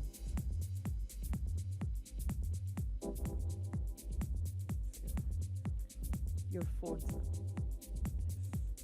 Thank you. Thank you so much. Now, before we get into the next session, ladies and gentlemen, I know that a lot of you among the audience have requested to meet the Lenovo India team for a conversation, and we have arranged, we've reserved both a time and space for that. So after the event is when we'll move into the networking sessions, and right besides the registration counter outside, we have a boardroom that we have reserved where we can have these conversations. The Lenovo India team is supremely excited and eager to have these conversations with you, so you can find them there later this evening over cocktails. We're really looking forward to meet all of you. Also, I must remind you that the IT4 SMB Awards 2023 will be coming up shortly, so stay tuned and stay glued to your chairs. Now let's talk about digital transformation, which is not just a closed process with a beginning and an end, but it is an ongoing journey. We're now going to move into a presentation from Intel, which will be delivered by the Director and Head of Enterprise and Government Business for Intel India, who is responsible for overall business, including developing new growth areas and driving innovative and transformational solutions with global 2,000 companies in the country. Let's put our hands together for Mr. Vikram Chauhan.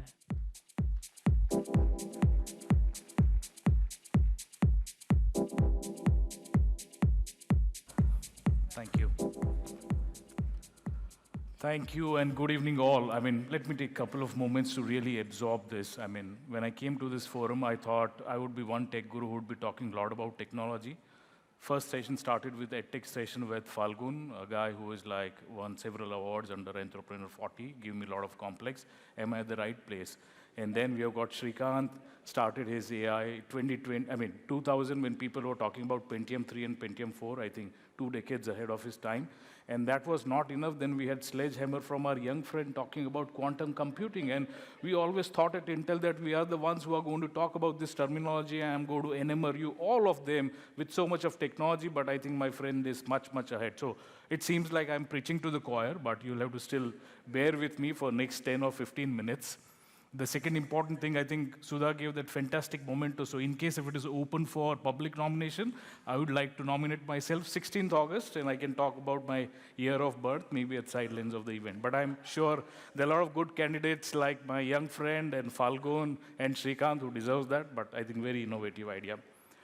The third piece, I think what we are going to talk about is digital transformation. And I think this word has been, I would say, overworked, stereotypical, and cliched. I mean, at least I've been hearing it from last 1.5 decades.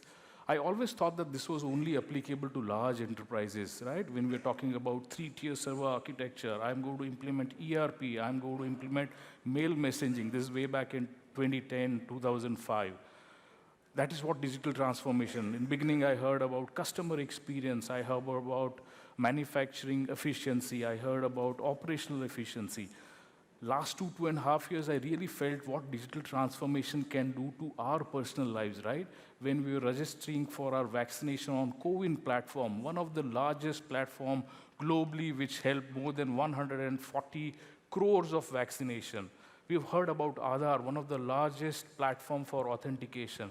UPI is a favorite example for each of us, right? We're talking of transactions, probably 2017 when NPCI incepted it. It took around 3 to 4 years to reach 1 billion transaction. COVID probably took us a couple of months to cross that barrier. And today we are talking about 6 billion, and probably I may be understating it. It could be 7 billion and counting, right?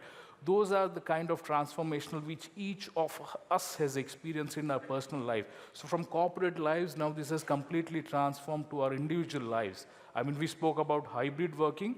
I mean, somebody put it very nicely way. It is a democratized way of talent, right? Where people can work from place of their choice rather than moving to metros, getting stuck into all this traffic and all those big city fancy which are there. So that's kind of digital transformation.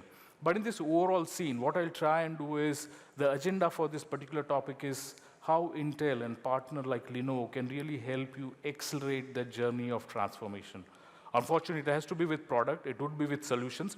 I'll quickly try and brief upon in terms of what at Intel we are trying to do.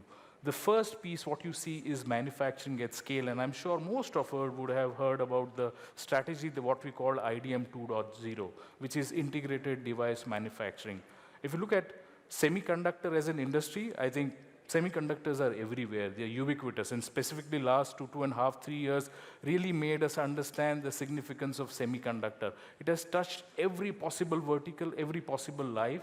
You talk about communication, you talk about compute, you talk about healthcare, you talk about transport, you talk about financial services, every possible thing. In fact, a couple of days back, I read about articles, still there are few sectors who are reeling from the shortage of supply chain, right? Specifically silicon. I think it was one of the automobile guys who were trying to implement force majeure because of not getting. Networking was another piece I think most of us experienced during pandemic, the lag time of 6 months, 8 months, and so. So I think significance of silicon had never been so critical, and that is where today Intel is investing at number of manufacturing facilities. Probably most of us, you have heard, our factories coming at Ohio. We have also announced large-scale factory which is going to be there in Europe. A lot of questions keeps on coming, and I'm probably sure like in EdTech session, it seemed like this was like Shark Tech session, and a lot of questions which came to Falcon. But come saying, there are a lot of headwinds which are there, economical headwinds, recession, and why is Intel trying to do that? The idea of putting up a fab is a multi-year, multi-decade journey, right? It doesn't get changed in a year or two. And probably what we see couple of years down the line is a massive, massive requirement for semiconductors. 2020, I think it was estimated the overall TAM or market size is close to $440 billion, and today in 22, I'm sure we are talking of more than revenue which are in upwards of $1 trillion. So that's the kind of segment that we are addressing. The second piece is technology innovation, and I think when Shrikant spoke saying Moore's Law, it was like music to our ears, right? Moore's Law is still live and kicking. I mean, a lot of people wrote it off, but it is not. What we are talking at Intel is 5 nodes in next 4 years. The kind of technology innovation that we are going to do, we are going to usher into an era of angstrom semiconductors, right? We're not going to talk about nanometers. You would see certain products which would start getting rolling out in next couple of quarters or years down the line, which are based on angstrom technology and not the nanometer technology. Eventually, when you talk about technology innovation, it has to translate into a product leadership. And as you are all witnessing, I think some fabulous kick-ass products which are coming out of Intel fabs, be it your 13th generation clients which are there, or even the 4th generation Xeon Scalable platform, tons of new products which are there in terms of graphics. So those who are following up in terms of your high-end gamings, etc., Intel has come up with Intel Arc graphics. We are coming up with our data center graphics, which is both Max series and Flex series. So I think some fabulous products which are there on the anvil, and few of them are already launched. Apart from that, some interesting products on 5G network, which we spoke in the beginning of the session, where we are talking about 5G and 6G, how those networks are going to impact our overall life. And then obviously about the edge, how from the data center side, from a centralized computing, how is it going to be near to our factories, near to our premises, and how would make our computing much faster, right? Specifically for applications which are low latency application, which requires much shorter time in terms of processing. Moving next, 10 January was the one where we launched our 4th generation Xeon Scalable. This was also known as Sapphire Rapids. Now, if you look at this platform, this is like one of the most innovative platforms that are launched by Intel. And the one fundamental question saying, how does it differ from rest of the previous platform? The one key aspect in USP of this platform, this is workload first approach. I'll try and quote a lot of stuff which is like 10, 15 years old, and I can really resonate people from the industry who are there for more than 2 decades. A couple of years back, when we spoke about servers, we only spoke about frequency, we only spoke about cores. The only parameter for us to benchmark saying, did you do spec integer, did you do spec FP, was there HammerDB, was their TLP workload, etc. But today, if you look at the workloads which are there, they are very new age workloads, right? They are not today bound to frequencies and cores. Those continue to be an important parameter. But today, what Intel is looking is altogether a different perspective on workloads. What this processor really brings is, this is based on workload first approach. So you'll find number of accelerators which are included in this particular chip, which could help across various places, right? Whether we spoke about AI analytics, what Shrikant spoke about, or whether we are talking about networking, we are talking about security, we are talking about storage, or be it high performance computing. There are a number of accelerators which are inbuilt in this particular chip, which really helps you to strengthen and fasten your workload. So that's the USP of this processor. Apart from regular, your core, frequency, cache, UPI 2.0, there are tons of features which are there, but this is what it something highlights. The second piece, I mean, sorry, this is a little busy slide, but when I talk about accelerators, there are various accelerators. I mean, first and foremost question is saying what kind of accelerators that we could include here. The first thing what you see is in-memory analytics accelerator. Today, if you look at most of the database which is there, and maybe if you could recall which are the top five in-memory database, be it your SAP HANA, you be Microsoft SQL, it could be Aerospike, it could be Redis, so on and so forth. Today, they do not get stored on the disk level or storage level. They are there in the memory, which makes your compute much more faster. So you got accelerators which can really help you accelerate your in-memory databases. You got accelerators which really help you to do your load balancing. You got accelerators which can do your compression and encryption of the data which is there, right, which is by quick assist technology. Similarly, there are a number of enhancements that we have done, which is around your security features. So we got enhanced security guard extension, which really helps you secure your data when your data is in flight. So today what you talk about, most of the security where data is rest. So either it could be in storage, whether it could be in memory, whether it in CPU. But what happens if somebody intercepts your data when it is in flight, right? When it is moving from CPU to memory, from application to operating system. That's the kind of security that we are talking about with this new generation platform. Apart from that, there are a number of other features which are there in terms of advanced vector extension or interfacing, which are very, very relevant more to virtual radio access network in few of them. So in short, in nutshell, I think there are plethora of features that we have really included in this particular generation of platform. The next one, this is what I spoke about, right? These are 4 or 5 workloads which are taking advantage of this particular stuff. Artificial intelligence, that is the most spoken about, which Shrikant spoke. Analytics, that is what Falgun spoke about. So when you're talking about, this is what you call back-end hero or silent unsung heroes which are there. So when you're doing analytics or when we are trying to support, say, 60 million plus students which are there on the platform, it essentially happens on data center. It essentially happens on the semiconductors or processors which are there on Intel. It happens on servers which are there from our partners like Lenovo, right? So these are all unsung heroes which silently work in data center and really bring you all those features and technology which you really enjoy yourself when you are doing either online learning course or sending a query to ChatGPT or doing any kind of stuff which is based on your clients which are available at your place. The second piece is the networking piece. So all of us are aware what transformed from 3G, 4G to 5G was moving from a very proprietary based boxes to a COTS x86 based server. So today most of the applications you are seeing are open in nature, which are utilizing x86 architecture for all the applications. And most of them probably, if you see virtualized radio access network or your basebands or broadbands which are available or distributed computing is all based on x86. The third is the storage piece.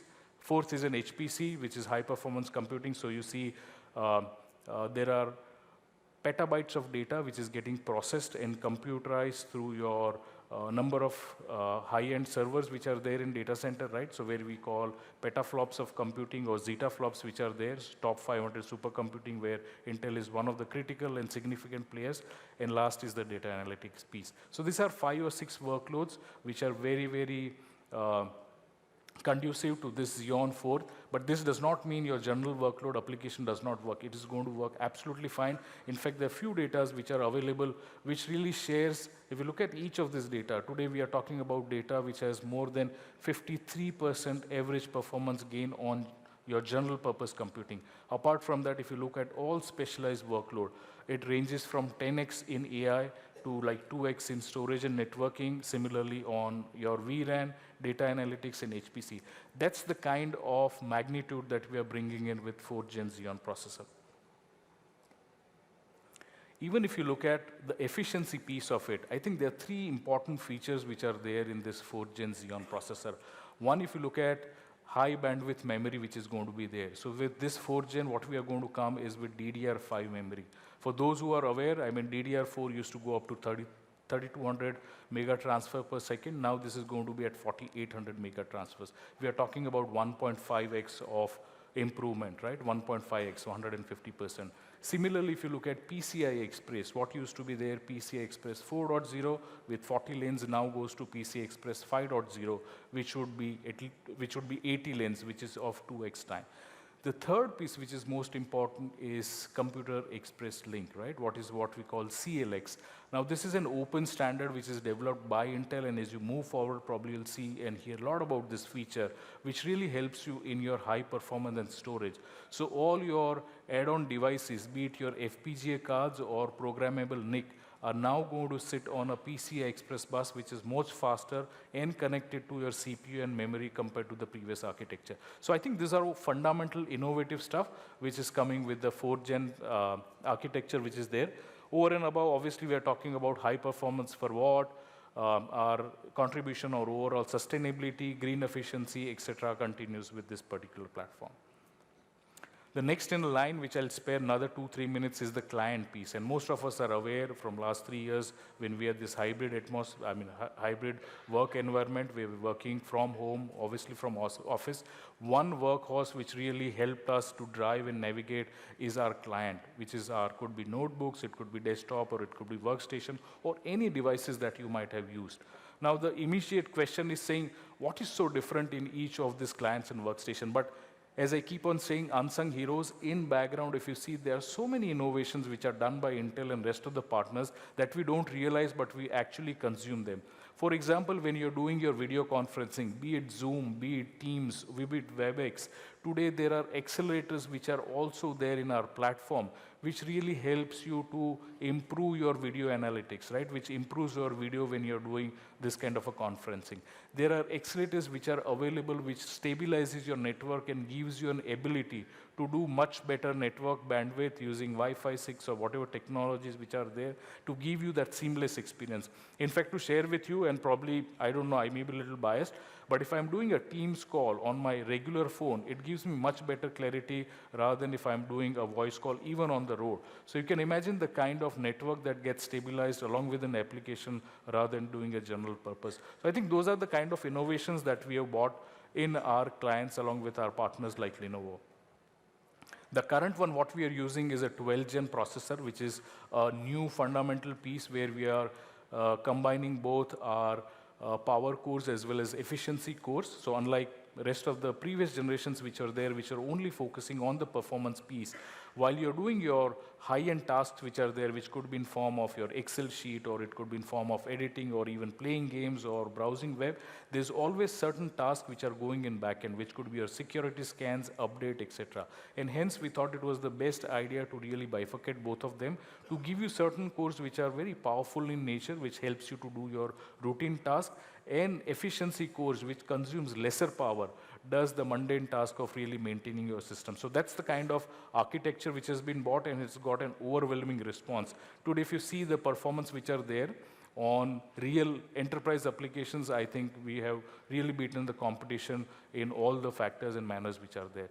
To top it up, now we've got this 13th Gen Proc, which is already launched in the consumer SKU and will be shortly there on the commercial SKU, which gives exhilarating performance. If you would have followed, I think it is for first time ever where we have broken the barrier of 9 gigahertz with this particular processor, right? So if you look at the unclocked version of 13th generation, which is 3900K, we were able to get it at 9 gigahertz, which was absolutely unheard of and unthought of, right? We always thought anything beyond 4 or 5 gigahertz, physically and electrically, it's not possible. But today with liquid cooling, our certain partners have a solution which really gets into overclocking. So guys who are into high-end gaming, are into high-frequency trading, high-end workstation, can really leverage this kind of SKUs which are there. So as I said, hybrid performance, best-in-class connectivity through our Wi-Fi 6. We also got something called Bluetooth LE audio. And as all of us are aware, what LE really indicates is low energy. So you got a standard Bluetooth radio and got low energy Bluetooth radio. Moving forward, this would be a standard which would get established, would really help you further reduce the power consumption which is there in the notebook, because today maybe 8 or 9 hours of usage, probably 2 or 3 hours is on some sort of a conferencing that we are doing which extensively uses audio. And this is the standard which would really help you reduce that. Apart from that, there are a lot of new inventions which will keep on happening around Wi-Fi 6 extensions, so on and so forth. Last, quickly, in terms of, I will not get into too many specifics, but what I want to leave you with is one, this huge I/O connectivity, which is leading in nature, advanced performance, which is in form of up to 14 cores, which are 6 performance cores and 8 efficiency cores. And third, their broad memory supports, which are there in form of both DDR4 as well as DDR5. Quickly moving on, Wipro, this is a standard which is used for all our enterprise and business customers. What essentially it brings over and above your regular performance is your manageability, your security, and what it essentially does is, in terms of, it gives you an access to do a remote management. And specifically, this was very, very useful during the pandemic time, where people who are there in remote location, IT folks were able to really help them in terms of getting into the system, even when systems were powered off or it was conk off. So it gives exactly the same out-of-band remote management. What you get in your data center servers is the same that what you get on client. Apart from manageability piece, I think there are tons of features which are available in form of security, and these are all hardware level security, right? So it is not software based, which is dependent on OS or application. This is at a BIOS level, which is very, very difficult to breach, right? And the third piece is an Intel Evo. That's our premium segment, and there are a lot of options available through our clients like Lenovo, which is typically for high-end machines at executive class, which gives you a response which has got wake-up time of 1 second, right? We only certify this machine as Evo if it qualifies certain criteria. Your wake-up response time, less than 1 second. Battery life of at least 8 or 9 hours continuously when you're even doing video or you're doing gaming devices, right? And plus tons of features which are there in performance and in various form factor. So that is for the Evo side of the business. Apart from that, quickly touching on Intel-Lenovo partnership, I mean 30 years plus of innovation. And I think if you look at certain brands like ThinkPad, etc., they're very, very synonymous.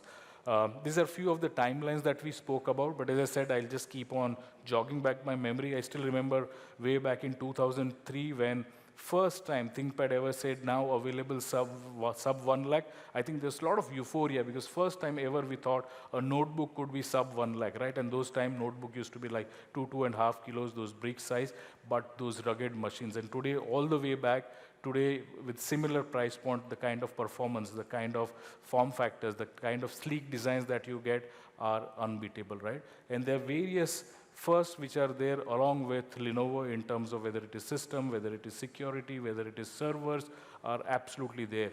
In fact, in Intel, there are very first which are doing, I mean, we pioneer in terms of whether it was advent of USB or whether it was Ethernet or whether it was DDR as a memory technology. I think all of them, thanks to the consortium and partnership with Lenovo, we were able to deliver to our customers. Last but not the least, I think better together. So between Lenovo and Intel, I mean, we are there to really work on any of the digital transformation projects that you might have in your organization, anything from, as Ajay mentioned, from pocket to data center, anything which is there pertaining to devices, pertaining to IoT, pertaining to data centers, AI, analytics, we are all there to really help you drive your journey of digital transformation. Thank you so very much. That is it from my side. I'm not sure whether I've left enough time for question and answers, but in case if you're there, I am ready on the sidelines. We can really network. Yes, sir. I was dreading that you may not ask me a question, but please pardon me on quantum computing. I may not be qualified. Sure. So my question is that are you making smart glasses And if yes, then which processor do you use? Because I'm also in the same. Awesome. Okay, so I think I am not sure of smart glasses. We had a couple of them specifically pertaining to AR, VR, but definitely we were into smart helmets, which were typically for industrial uses. So if I remember it correctly, we had partners like Dakri, which used to have smart helmets. Obviously, it had the smart glasses, which really could sense what is the temperature, specifically in manufacturing, etc., which, because obviously those piping and those liquids are as high as 200 degrees, 500 degrees, and becomes very physically hazardous to do it. So there we had some smart helmet options which are available. Similarly on glasses, I think, if I remember, it was through Ocular and a couple of other partners, where we continue to deliver options on AR and VR, and obviously through our partners like Lenovo. I think there are some interesting options available, but I can definitely share in case if you're interested in specific products pertaining to the smart glasses. But actually, I was asking that which processors of Oh. Intel. Which processor, it varies on what kind of application you're going to do. If it is an industrial one, it could be anywhere from Xeon to Core family. Previously, we used to invest a lot on processor called Atom, which was very highly power efficient, but then we had to make some changes around roadmap. So currently, it could be anywhere between Core-based family, or it could be Xeon-based family, depending upon usage and application. Thanks. Yeah, thank you. Cheers. No, absolutely not, sir. They continue to be part of our family. It is only the generation which keeps on changing. So we will continue with our core family, which is there, and those are the hero SKUs. So we continue with Intel Core i3, i5, i7, and even the processor that I spoke about, 3900, we've got Core i9 as an added category, specifically for gaming, workstation enthusiasts, or high-end workstation requirement are the one. So this continues to be our 4 workhorse for the Core family. It is only the generation which keeps on changing. So earlier we had 10th, 11th, 12th, and now we are moving to 13th generation. All right, we're actually running out of time, Yeah, Mr. thank you Chauhan. so very much. I'm sure we can have these conversations offline, everybody. But can we have a huge round of applause for Mr. Chauhan? Thank you for sharing with us. Yeah. Sir, please stay with me on stage. Yep. I'd like to invite Ms. Sudha Natarajan to please join me to present a token of our gratitude to Mr. Chauhan. Sir, please come center stage so Yeah, that we please. can capture this moment.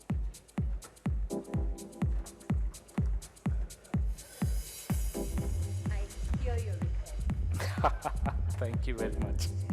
Yes. Thank you, Sudha. Thank you once again. Thank you on behalf of all of us. Absolutely, very innovative idea.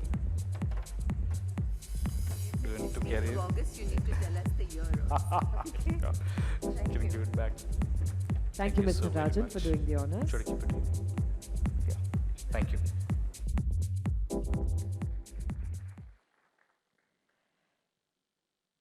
And now we will set the stage. You know, we're inching very close towards the awards segment of tonight. But before that, we're going to set the stage for a stellar panel from multiple industries to engage us in a thought-provoking session.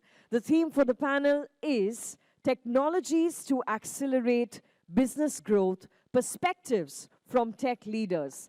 Panelists who have been an inspiration for the work they have done and their invaluable contributions and impact on our society. So while we're setting the stage, I'm going to introduce them and then invite them onto the dais.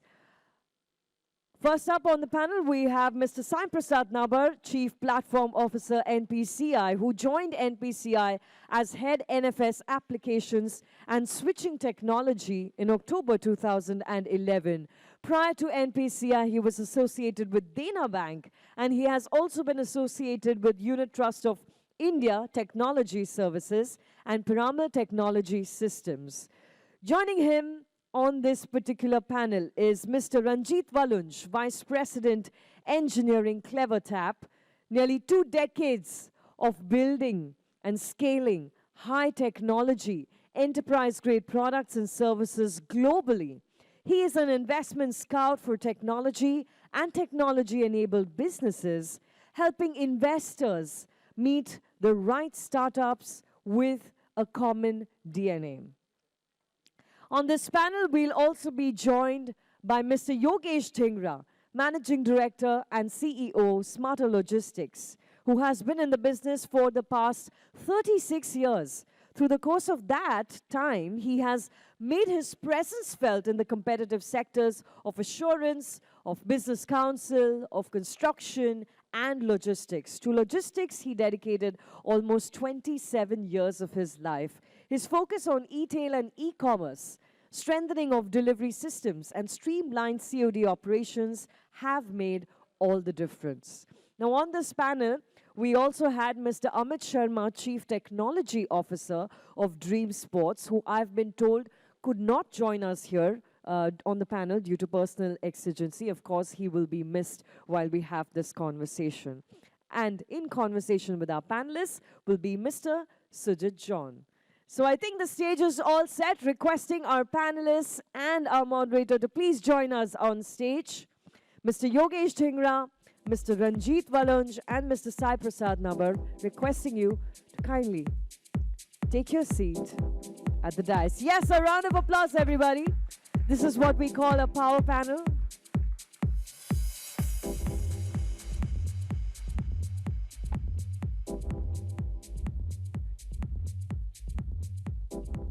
Over to you, sir. Thank you, Zina. So, yeah, Amit could not make it. I'm sorry about that. He had a personal exigency. A few weeks ago, we wrote this story on UPI, and we spoke to Mr. Nabar and some of his colleagues, and it was our lead story on Times Techies that day. And when it came online on timesofindia.com, you should have seen the comments when there were people who were saying Mr. Nabar and people should be given Padma Bhushans. That's the kind of impact that UPI has had on India at large and in people's minds. Mr. Nabar, let me start with you. Yes, sure. Give us an idea. I mean, UPI, of course. NPCI is not just UPI, it's far, far more from IMPS and NEFT and all of that. But this entire infrastructure and the technology, how difficult was it to implement? What are some of the core technologies that went behind it? Okay. So I think it will be a long answer, but I will try to put in a short way. Yeah. Okay, so we went through a different era. Okay, so first we started with the proprietary systems. Okay, as particular to UPI, in this particular scenario, we work entirely on the commodity hardware and entirely on the open source. Okay, so our principles were clearly on the three areas. One was related to the volume we are going to handle. So we said it as a billion-day architecture. Okay, so when one has to have a clear vision of implementing the systems, and I think that 1 billion day architecture, that triggered us that we should be able to handle large volume. Second was our point was that on the open source platform, we did not wanted to depend ourselves on any licensed software, be it at the application side, be it at our database side. We wanted to have self-sufficiency in place. Okay, so that also triggered us because we handling the national infrastructure. We should not have any dependency on a particular solution, particular license. We built ourselves in licenses. So we wanted to afford and also to make the UPI affordable. So that were two reasons. One, to make self-sufficient, and also at the cost should be very less. So our entire UPI works on the application stack I'm talking about, works on entirely on the open source. Okay, and on the commodity hardware. Third was, again, on the self-sufficiency part. We did not wanted, again, to depend on the licensing part. Okay, for the others are the licensor. So all the application we are using on UPI is own IP. We are owning the IP. Not only on UPI part, we are also for the other applications like IMPS, AEPS, NFS, we own the IP. Okay, so that is how we wanted a self-sufficiency where our own people make the changes in the software. We don't have to again depend on the vendors or anyone on that. Okay, so that was a self-sufficient exercise. And fourth is, of course, that is very important and is applicable to our organization. People have to be reskilled. Okay, so we have a different methods of reskilling the people in the right technology which is there, having internal training, external training. So these are the things which are there. And when we are speaking of UPI, we say again we are given them it is a citizen scale. So that scale is very important, and I think These are the main areas it were there. And of course, we had clear KPI parameters in place. Also, that is also important for any organization, say for they are doing analytics or they are doing online thing. What are the KPIs? So we had the KPIs, a billion-day architecture. Second was the performance part. Latency should be less than 100 milliseconds. So we were very clear. And also the TD, technical, we should have a zero downtime, zero delay.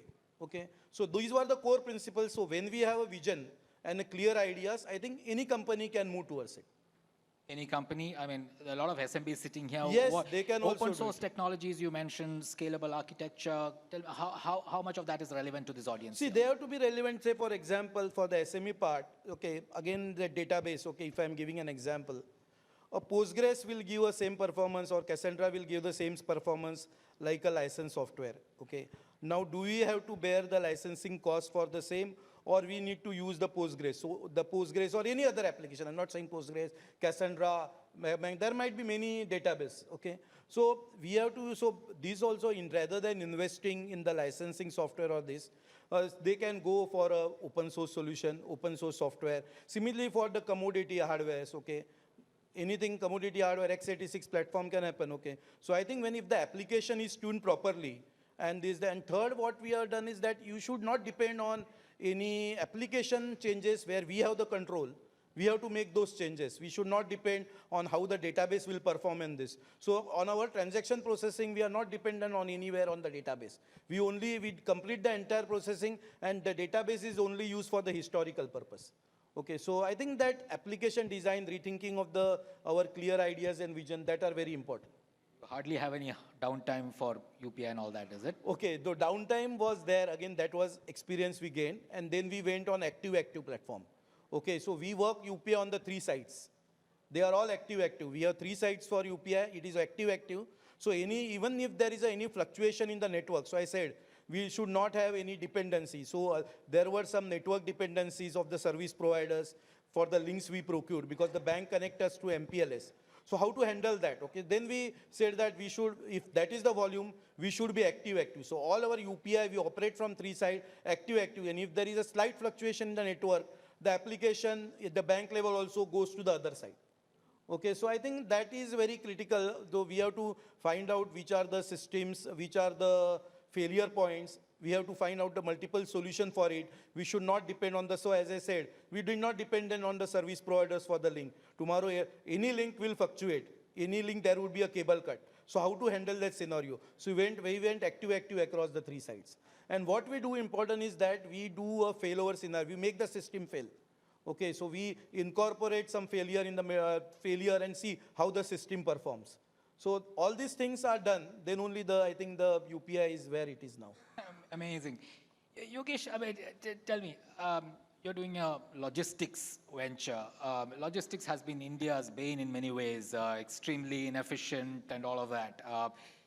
Today, we find a lot of new age companies like yours coming into the sector, using digital technologies.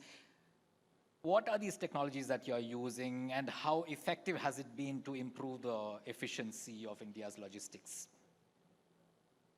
You see, in any business, if you have to have, as he mentioned, efficiency, accuracy, you need to depend more on digital and technology solutions.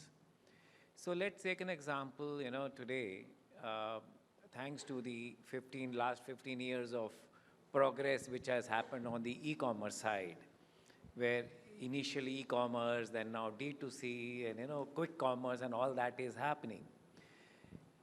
There are close to about 5 million pieces are getting generated for deliveries in the Indian part, right? Every day? Every day, okay? And it's growing at a pace of, say, another 30% year on year. It's not possible, even if you have ample number of people, manually not possible. So what you need is great technology solutions. Now it has to start right from the booking and has to go till end in terms of delivery, okay? I mean, in our industry, it is first mile, mid mile, and last mile. If you have to, let's say, take any big guy, right? I won't like to name. Let's say 2 million pieces getting generated every day, and the logistics service providers need to go and pick up, everything is seamless. There is an API integration. So either you pick up from the fulfillment center or you pick up from their various vendors, small, medium business houses. Everything is electronically fed. So which means we as a logistics service provider would know by, let's say, 12 o'clock in the afternoon that where do we need to go and pick up. So you can do your entire planning, how many vehicles you need, how many bikers you need, should be the efficient routing. So today, Google, you can see, oh, wow, I take this route, I save 10 minutes. Same thing here, what is the right way to, so there can be, ERP, which need to be very strong. You need to have an API technology with your customer, with your vendor. Then you need to have an API with the transporters or with the airline. Then comes the last mile when you need to go and deliver to the end consignee. You need to be speaking to him through the SMS or through the various process so that he's aware that, he's expecting a packet. And again, you see, in our country, cash is still the king. Out of those COD transactions, still 50% is paid through cash. And you can imagine the handling of cash manually not possible. Yes, physical cash will be taken to track, control, because cash can lead to, for a young guy to get into any fraudulent activity. So nothing in our space can be handled unless you are very strong on tech. And I think whether it is the last mile app or your entire basic platform of ERP. So which are the major technologies that do you use public cloud? Is that where it works? Yeah. When I started this about 2 years ago, I started with a vision that I will create an organization and it will be an asset light. Those established companies who are there in the system for the last 40 years, or those companies who have raised 11,000 crores or 8,000 crores, I will not do that. I'll create an organization and it will be as good from a tech perspective, but it will be asset light. So what we have done is the ERP which we have taken is on a SaaS kind of a structure. It's on a revenue share model. It's a company based out of US. MIT graduates started it, so they are there across the globe. And I was the first one to grab them into India for this entire ERP door-to-door service. Then in terms of, huge investment generally people do to have their server room, data center. They're so possessive about it. I think I took a call that there is nothing called this. Cloud is the best option. And again, whatever storage you use, you pay. It's like the business we offer, that more shipments you give me, the more charges you pay. It's like space usage, it's like that. And then comes various apps, which are there for the end consignee to interact with. Even those are available, and you need to just integrate that. So what we have... So you're not building anything of your own? Nothing of my own. Everything well integrated on SaaS per pay usage model. Yeah, these integrations work well? Absolutely. Okay. And those customers who are using us, they find that there is no difference. In fact, at times, some of the visibility which we give is far superior than the traditional players because we have the last mover advantage. Okay. what is your estimate in the last 10 years? How much efficient has India's logistics become because of all this? I think we have really transformed very well in terms of, let's say, earlier if we, net service level, this is how we track. That if you give a commitment, which is transit time, door to door, and it is called OD pair, okay? Pick up in Bangalore, delivery in Delhi, or pick up in Mysore, delivery in Mumbai. So all that transit time is given. So 10 years ago, even the best efficient companies used to be close to about 90% success. I think time has come now where we are close to about 97, 98%. And again, attempts are being made, how can you further improve and move towards 99% plus? Okay, fascinating. Ranjit, tell me, I mean, marketing automation is what you are involved in. You, I'm sure, have a lot of data that you deal with. Which are those core technologies that you use? I'm sure, is public cloud a big thing for you as well? Is AI, ML, data analytics, is that a big thing for you? Oh, absolutely. So, to deal with the large amount of data, I'll just give you the perspective what we are looking at. So we deal with trillions of data points every single day. Trillions. Trillions of data points. So all our customers, like so Upgrade is our customer. So Dream 11, who couldn't be here, he's also our customer. Okay. So, so all the users who are doing whatever activities on their app, they are sending all those activities, events, to our platform.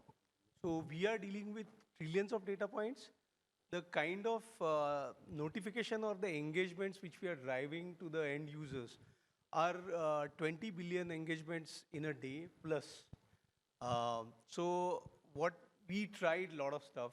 So we, from the day one, day zero, we decided that we will go with AWS as a cloud platform, and so far it has been doing amazingly well.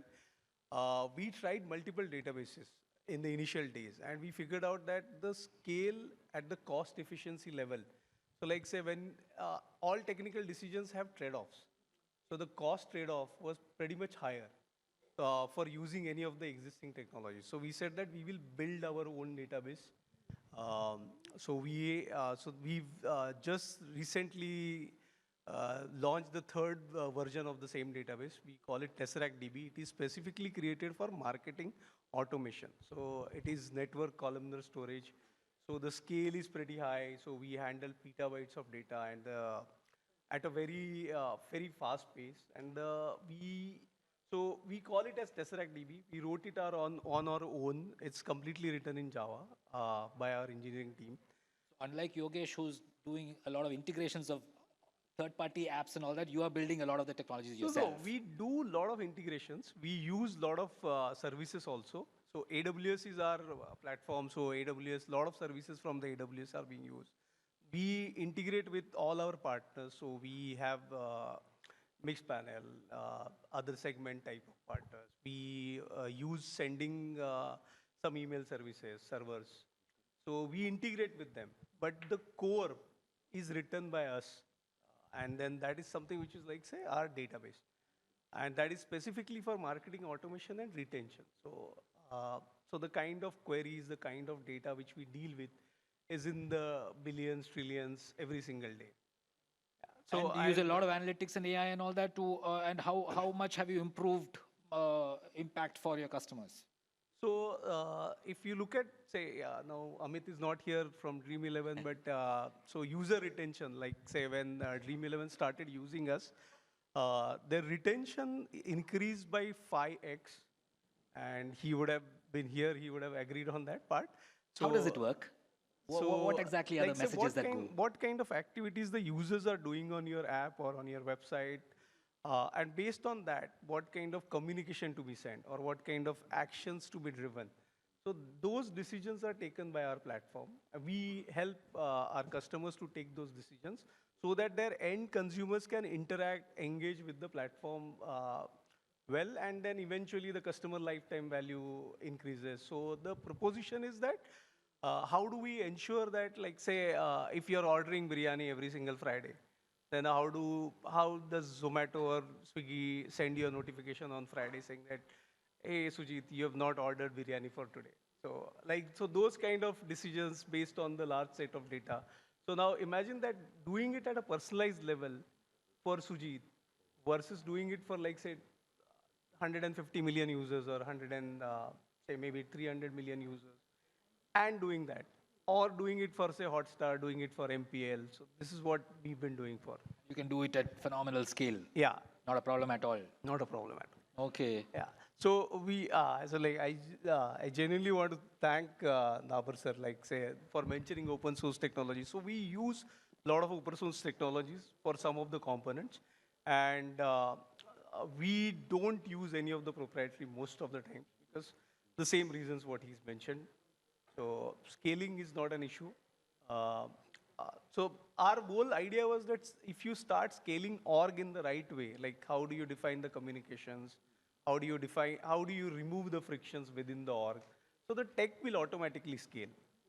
So that was our philosophy. And then taking the right decisions in terms of like how do you approach a problem from a first principles perspective. And then that's how we've tried resolving.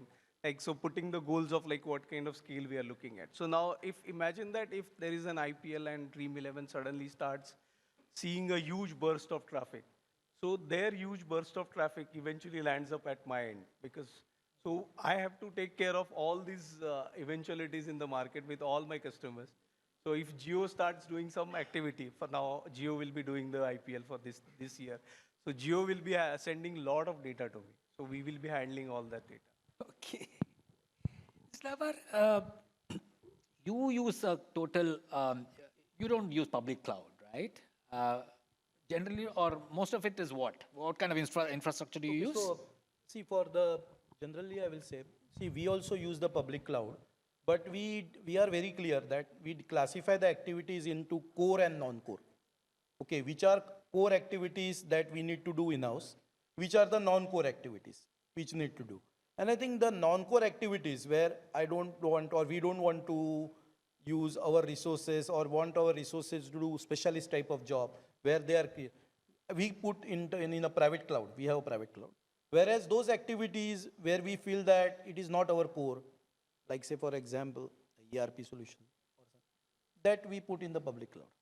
So we have a clear defined policy, and because there are many things on that, the security related considerations, what is the data I want to do, which is a core or non-core activity, the skill set of the employees which are there.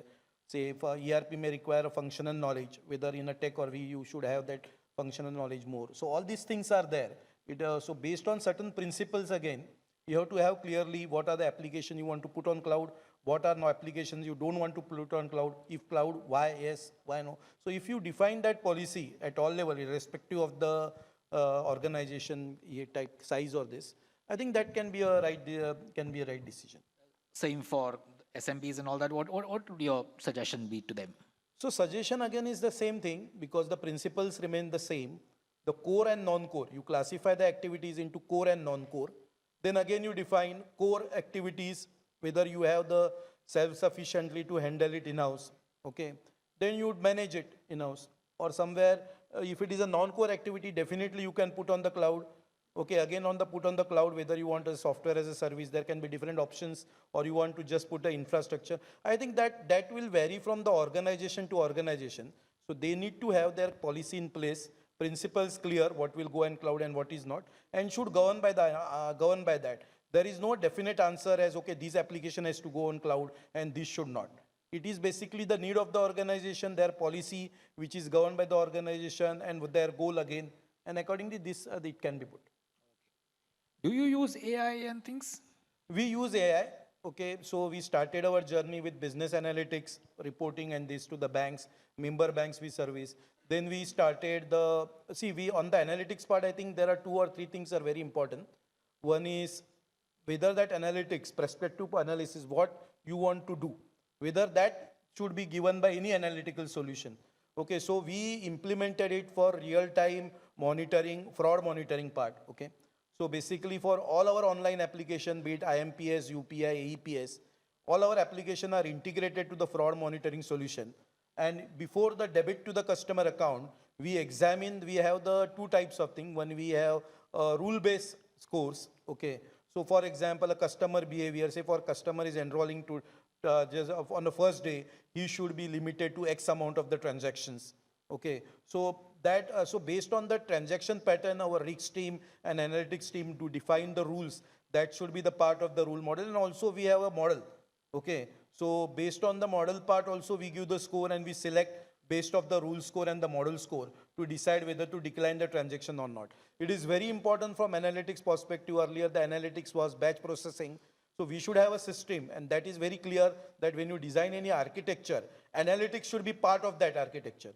In fact, analytics should be like what I can say, a member of your company. Okay, like work with the company, because he should be part of anything. So even if it is said that analytics, a person who is working in the operations or even in the finance, he should have some knowledge of analytics so that he makes any decision which is data driven and not on the basis of subjective decision. So I think the analytics would be part of the life of each and every department of the organization, whether it is not only technology, it will be finance, it will be production, and whenever it will be one of the team member. Okay, analytics would be one of the team member of the company, that I can say. Analytics should be part of the company. Yogesh, agree totally? I fully agree. You can't make any decision or any corrective action or any future projection unless you have the data with you. So I think one need to really invest in usage of data, and those who use it well, I think, are the successful companies. I was reading one of the article few days ago that whatever internet you use, right? Why you don't have to pay for, let's say Gmail or whatever. When you have Alexa, play this. Everything is getting some kind of recording happening. There is history, everything is being tracked. And if you use it well, then you will be successful. So let me give an example for our business. You see, today you see on one site something is available for say 5,000 rupees. You go to the other site, same product is available for 4,800 rupees. They're giving some discount or sale or whatever. You placed the order yesterday, now you're placing another order today. You are very clear in your mind that you will reject because there's a COD, not necessary that you have to take.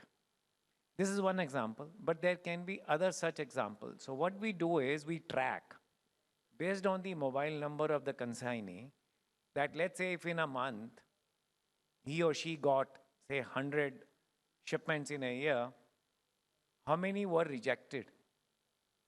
Okay. And then let's say when the boy goes and he comes back, now how do we validate?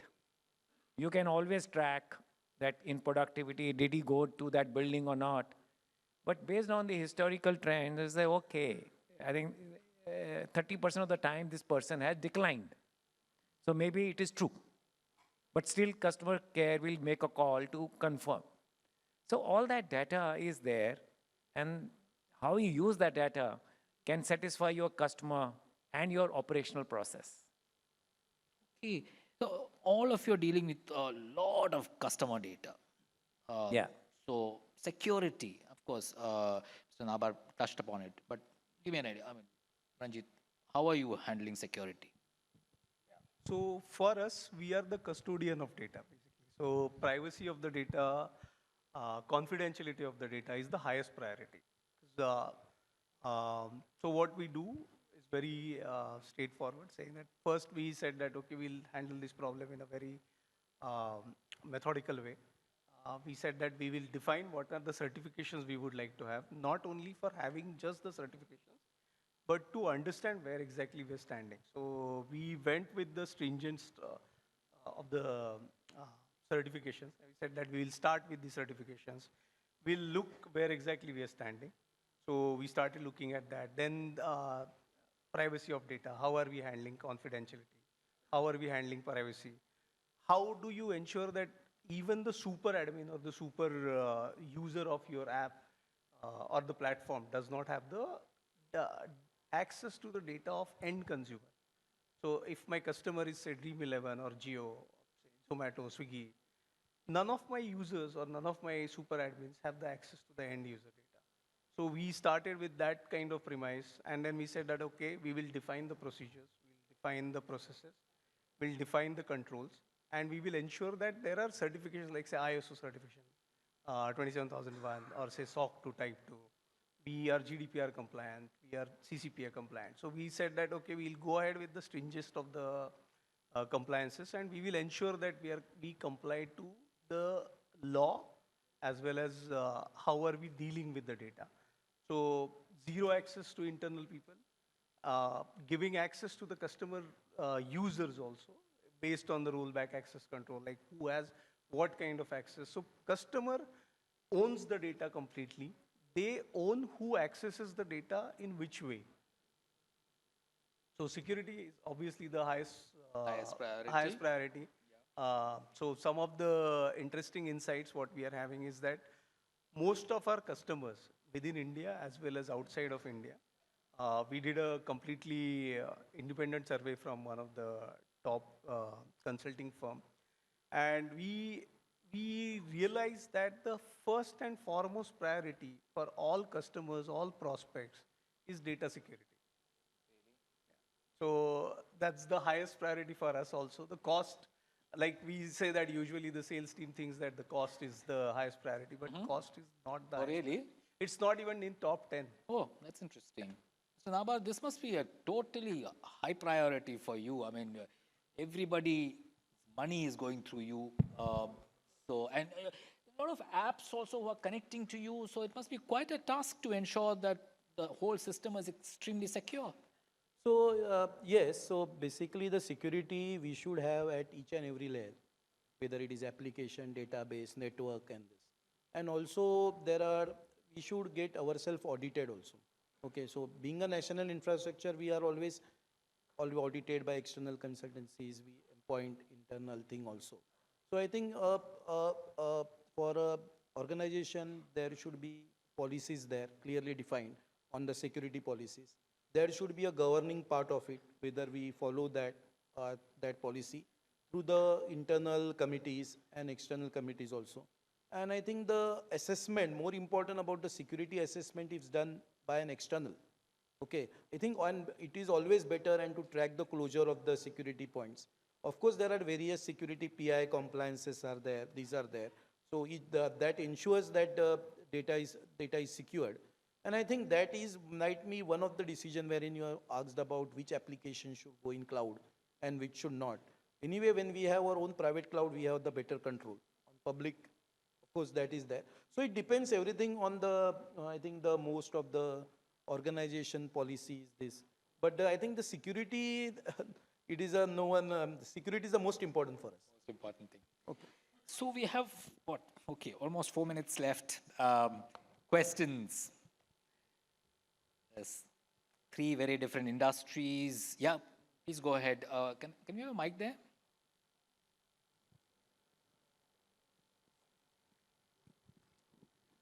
Hi, my question is for Mr. Nabar. When can we expect UPI payments for corporates and not from just the savings accounts? For the corporate, see, we will go by the use cases which are there. So we are working on such use cases.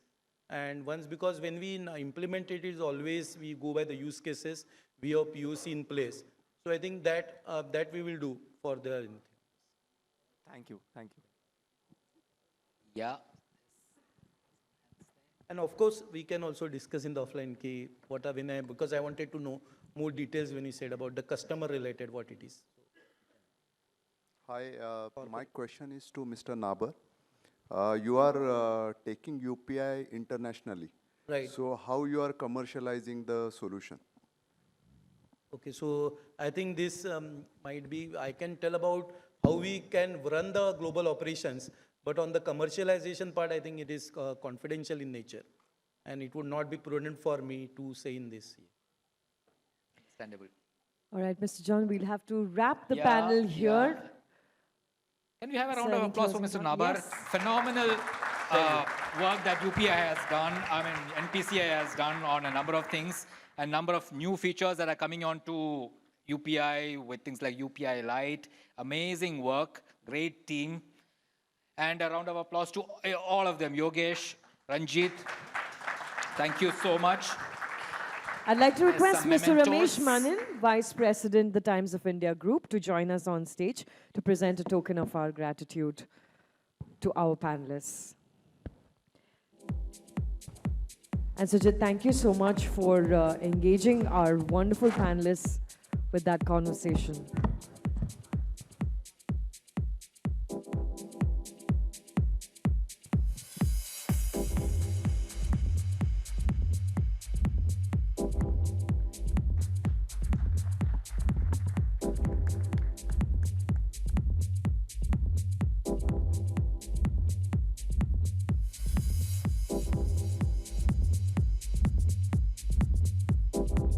Let's keep the applause going, everybody. A stellar panel giving us enriching views and thoughts, a potpourri of ideas exchanged, a thought-provoking session, truly. Thank you.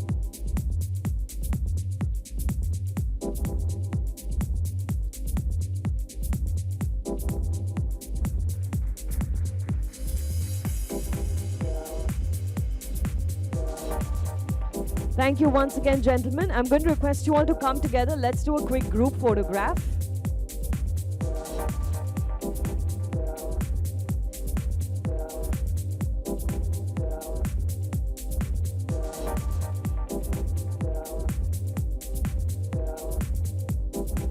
Let's hear it for them. One final applause for our power panel this evening. Thank you, gentlemen.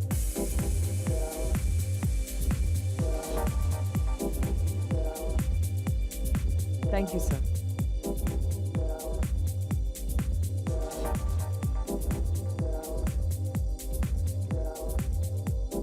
Mr. John, your phone. Thank you so much, sir. Thank you.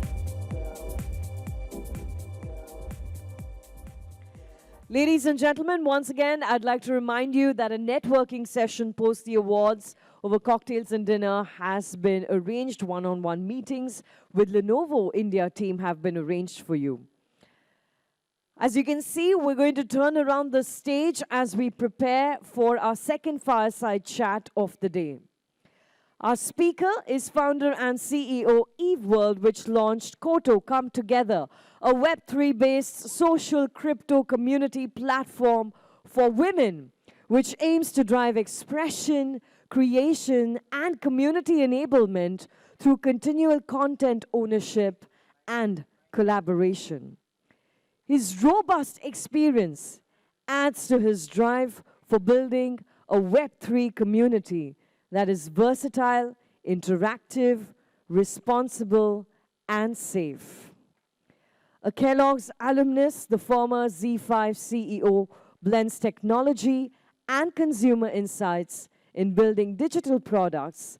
He has been recognized as a dreamer disruptor by Bloomberg Quint, voted as News Corp Achiever for Asia, and included among the best in the India Today 30 on 30 list. A TEDx speaker, he actively invests and mentors edutech and media tech businesses. He's here to help us look into the future, Web 3.0 for businesses. Just a couple of seconds before I invite him on stage.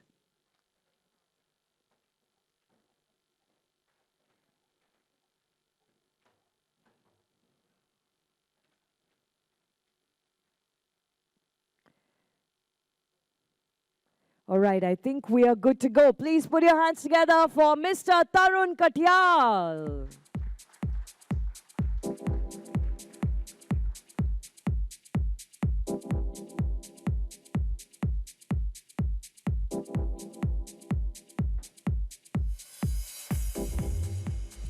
Will have to bear with me again. Tarun, starting off, tell me, even I'm not very clear. Somebody suddenly asked me, what is Web3? I would not be able to, I don't think, be able to give a good definition, even though I've been doing Times Techies for almost 4 years now and all that. I keep hearing it. Tell us, what is Web3? So, you know, there was the Web 1 phase where all of us just got onto the internet, the world started to get connected, and it was largely HTML sites that you could do stuff on.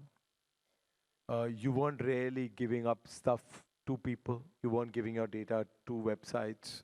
There weren't any cookies.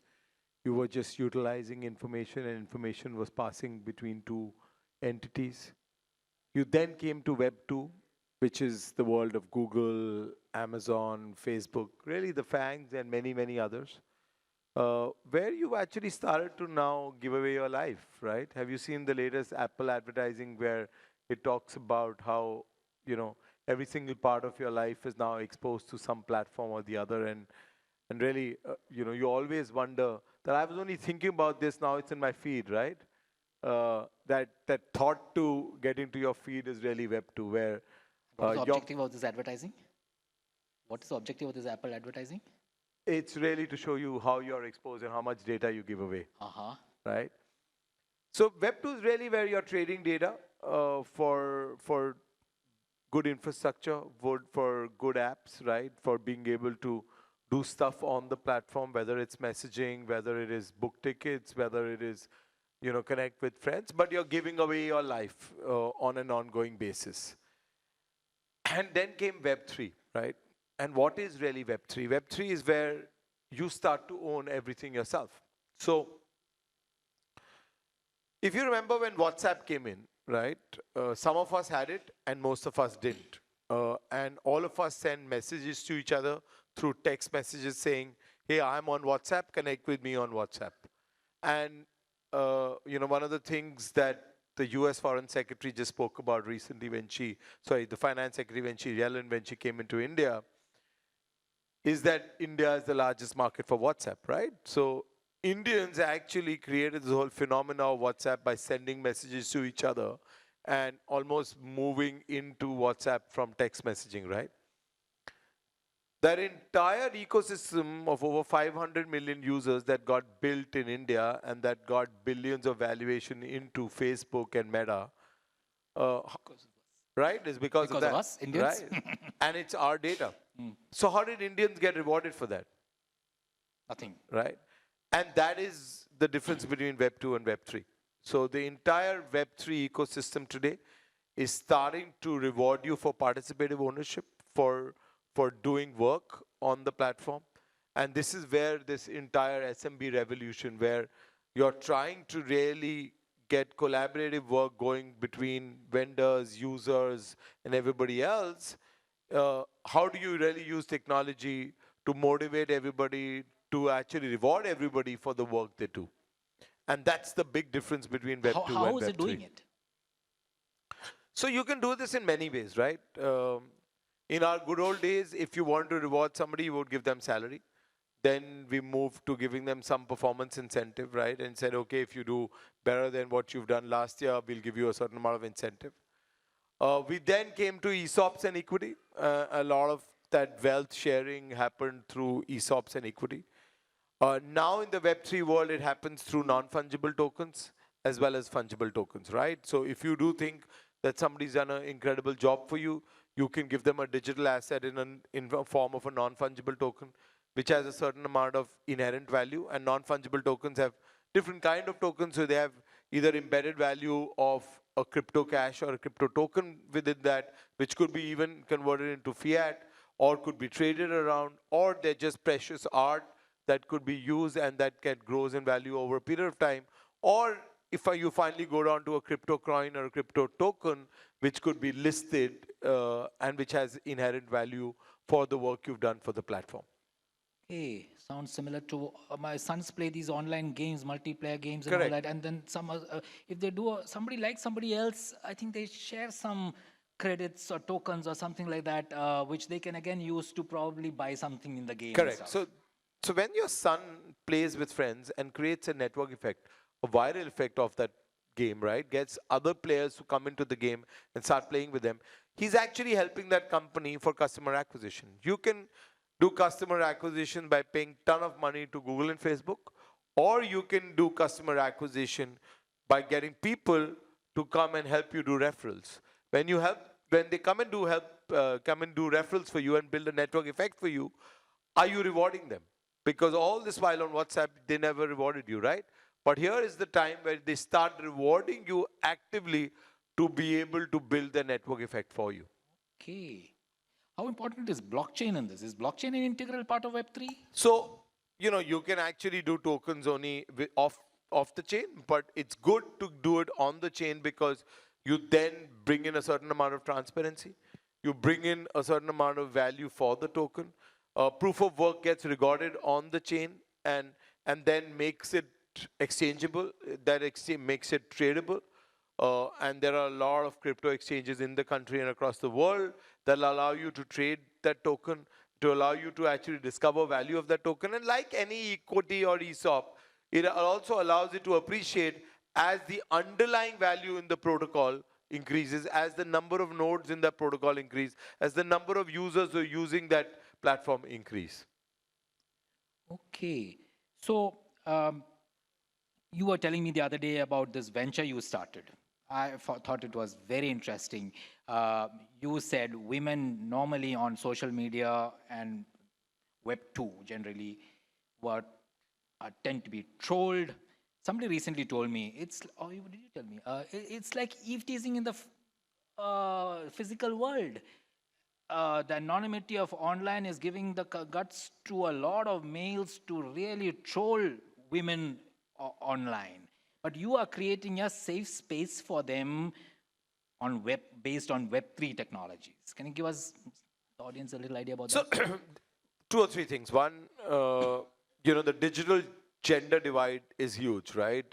And it's only gotten worse. So, right from people believing that young girls should not be on the internet because their prospects to marriage get harmed, to older women not getting onto the internet because they don't want to expose themselves to abuse, to women getting off the internet because, when they get judged very, very quickly. If you get, even a young or an older woman, posting a picture which is even just borderline bold, everybody will have a comment or a judgment about her, right?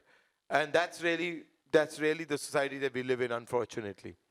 We wanted to create a safe space which could do real conversations, which could create relevant conversations, and more importantly, also create revenue for women, right? Revenue through participative ownership, but also create a revenue in terms of product commerce kept for women creators. So think of it as on an equity cap table, on the token cap table, on the fully diluted token cap table. We've gone as far as making sure that women creators actually own the platform right up to 60%.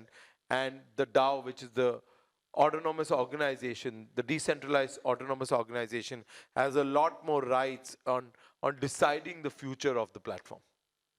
So these are women creators. They can create their own communities, and it'll be only women. They can ensure that nobody will troll them, all of that. Correct. That's true.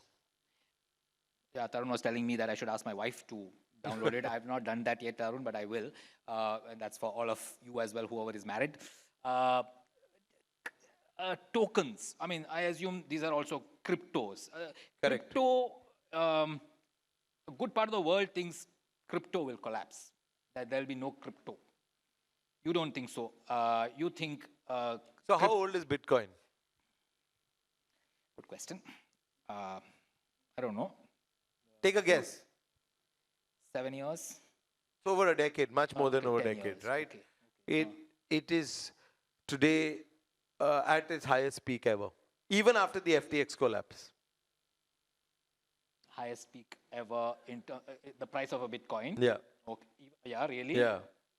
Okay. And that's only 2 months after the FTX collapse.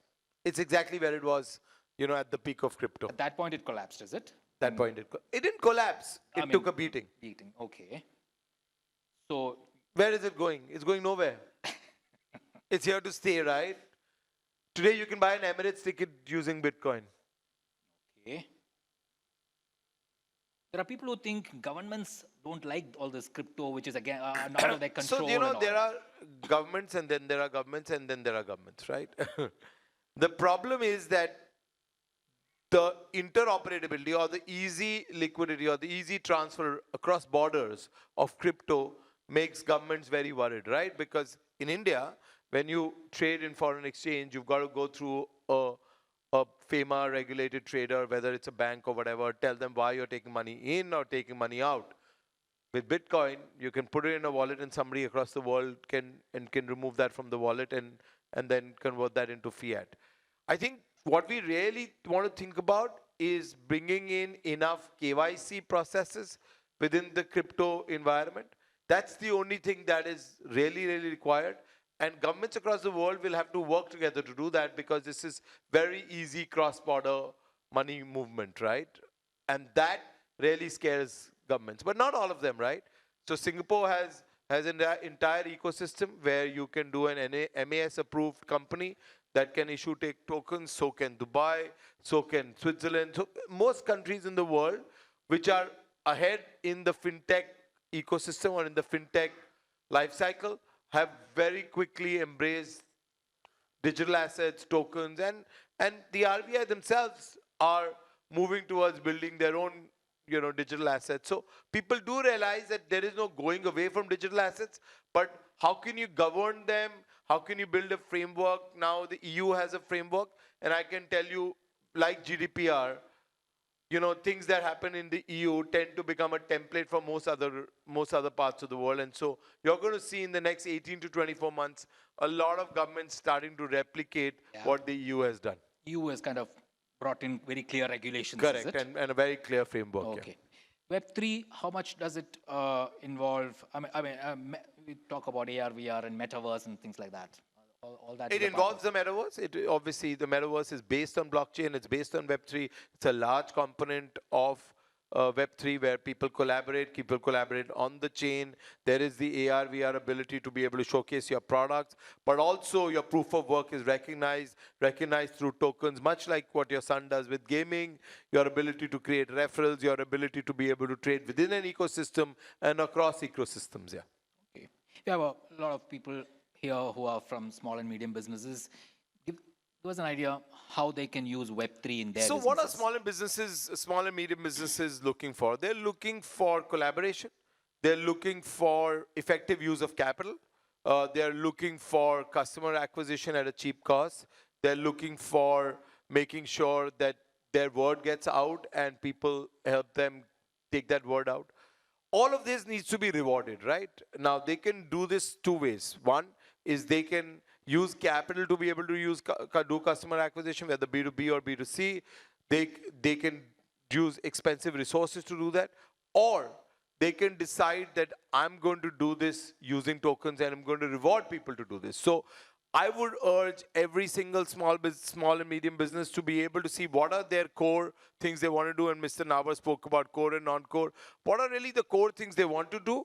And how can they bring in participation from the ecosystem and then reward that ecosystem through different means of fungible and non-fungible tokens so that people feel that they're part of the ecosystem, they're being rewarded for it, and they collaborate with you to be able to grow your business. Okay, a lot of practical applications already possible, says Tarun. I know we are almost out of time. Questions? Where has Swam gone? Swam. Anybody questions? Again, a fascinating world that we are entering with Web3.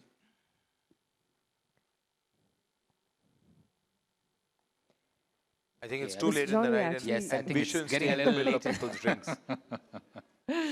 Yeah. Okay. Shall we? Yes, absolutely. Okay, sir. then. Thanks so much, Tarun. These are really interesting. Can we have a huge round of applause, everybody, for Mr. Katyal? I'd like to request Ms. Natarajan to please join us on stage to present a memento to Mr. Katyal. Thank you so much for joining us here this evening. And thank you for the insights that you shared in this short period of time. Thank you. Mr. John, thank you so much for facilitating this conversation.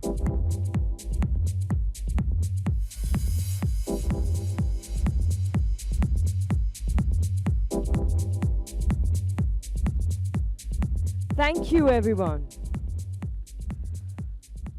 Okay, so we are moving into the most awaited segment of today, which are the awards. The IT4 SMB Awards to recognize individuals and companies who are on the path of transformation, enabled through smarter technological solutions. Ladies and gentlemen, we have EY as the official tabulator of the awards. And of course, we had a stellar jury.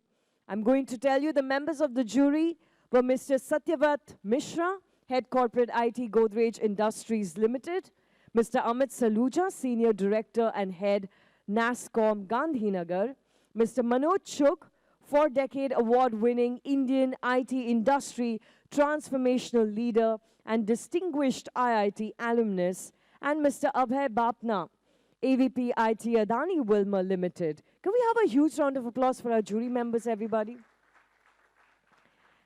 In fact, I'd like to invite Ms. Natarajan back on stage because we have one of our grand jury members with us here whom we would like to present a memento to, Mr. Satyavrat Mishra, Head Corporate IT Godrej Industries Limited. Can we have a big round of applause for Mr. Mishra?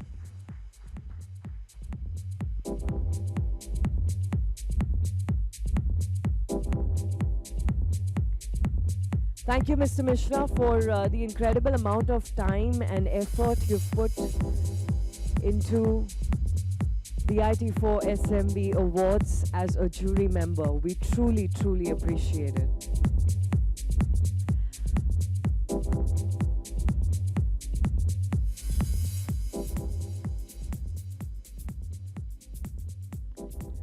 Well, you can actually stay with me, ma'am. Let's open, yes. Yes, for sure.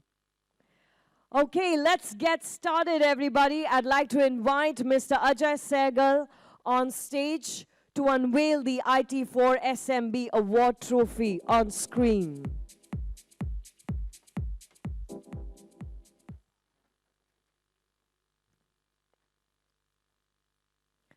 Let's do this.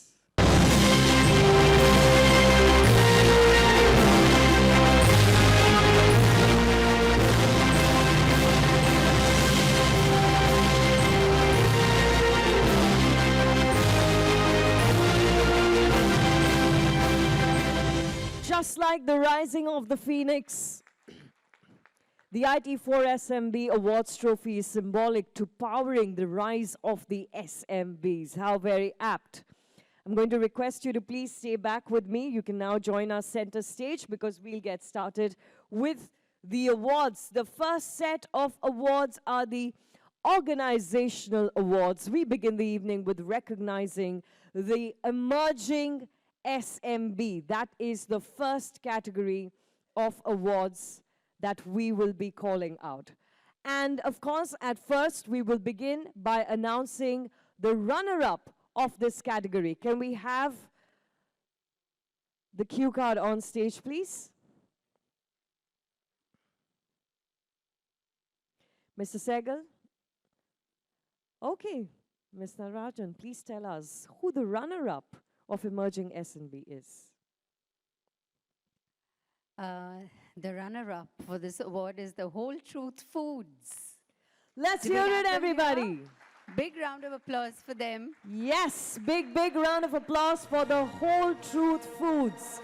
We have Vishesh Dayal, Vice President Technology and Analytics, with us on behalf of Shashank Mehta, receiving the award for the emerging SMB. Let's have a thunderous round of applause. Come on, everybody.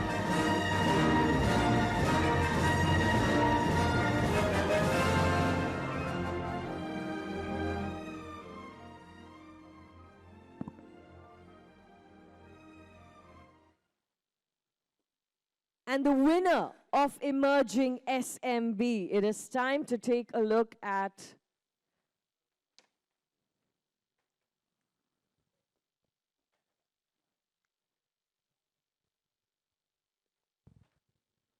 the winner is Globus Performance Release Liners.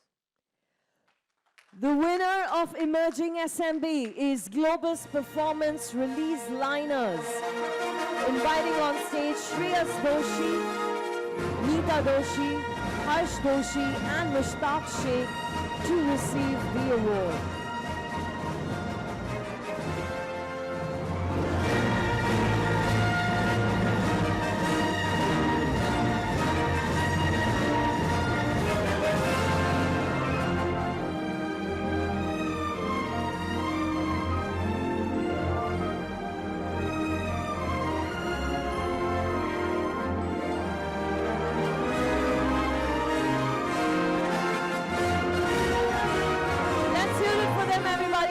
Congratulations to you, gentlemen. And next up, it's time to open our next category. This one is titled Small-Sized Business. And first up, we will announce the runner-up of this category. Ma'am, please do the honors. The runner-up for this category is one of my favorite brands, Epigamia. Epigamia takes the award tonight. Drums Food Private Limited. I would like to call upon Devanshi Shah, Head Brand and Media, Epigamia, and Isha Doble, Vice President, Marketing and Strategy, to come up on stage to receive the award. All right, let's quickly check if they're in the room here tonight. Okay, I think they are not here with us, but we should give them a huge round of applause, everybody. Come on, let's cheer for them. We'll make sure that the trophy reaches them. And with that, it's time to announce the winner in the small-sized business category. Here we go.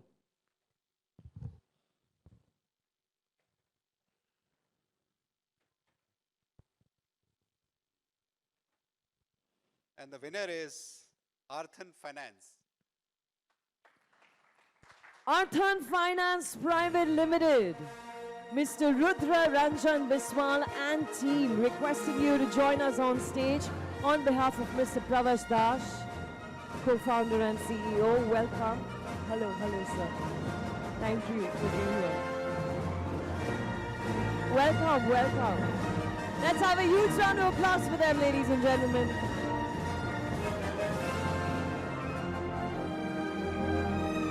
Many congratulations to you, sir. Time to open the final organizational category, and this one is to recognize the mid-sized business. Let's announce the runner-up. The runner-up for mid-sized businesses is Prince Pipes and Fittings Limited. Prince Pipes and Fittings Limited takes away the award in the mid-sized business category. Mr. Tejas Shah, request you to please join us on stage to receive the award on behalf of Mr. Parag Chheda.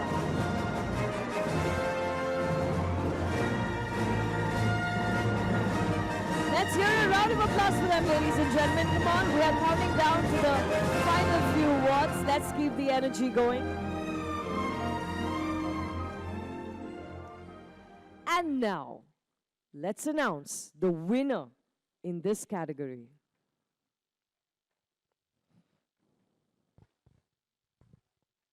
And the winner is Ask Investment Managers Private Limited.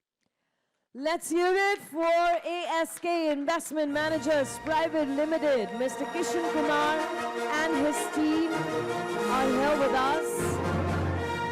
Many congratulations to you.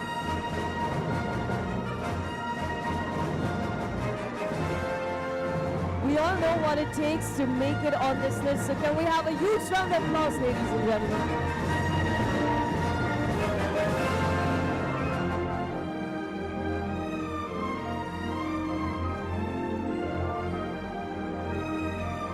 Many congratulations to all the winners of the organizational category, and thank you so much, Ms. Natarajan and Mr. Sehgal, for doing the honors. As we move on to the individual category of awards, I'd like to invite on stage Mr. Rohit Midha, Director, Sales, Services and Solutions Group, to please join me to give away our next set of awards. Yes, a round of applause for our presenters, please. First up, in the individual category of awards, we have SMB, Emerging Leader of the Year. Sir, please tell us the name of the winner. Yeah, and the winner is DIBC and a doctor, Kunjesh Nigandhi. Congratulations.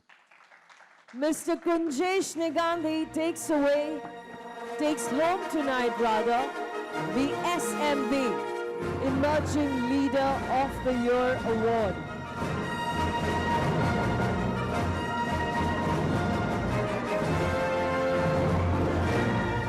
A huge round of applause and many congratulations to you on winning this award.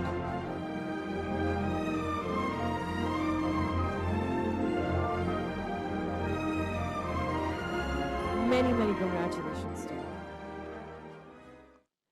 Now it's time for the SMB CTO CIO of the Year. Let's first announce the runner-up.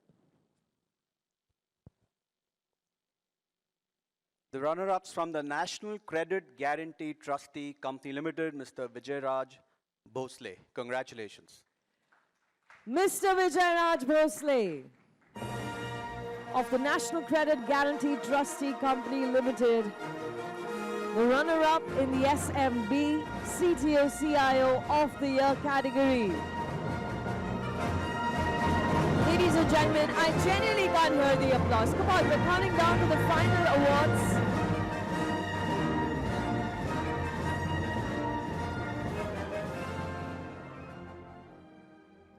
And now it's time to announce the winner. Yes, sir. Go ahead. Yoo-hoo! That's Rajkumar Mohan from Airworks India Engineering Private Limited. Congratulations. I believe Mr. Suresh Bidwa is here, who's here to receive the award on behalf of Mr.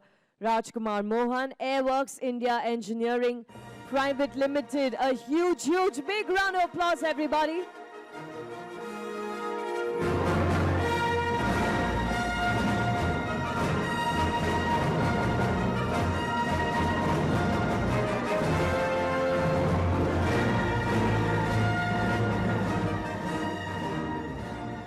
Many congratulations.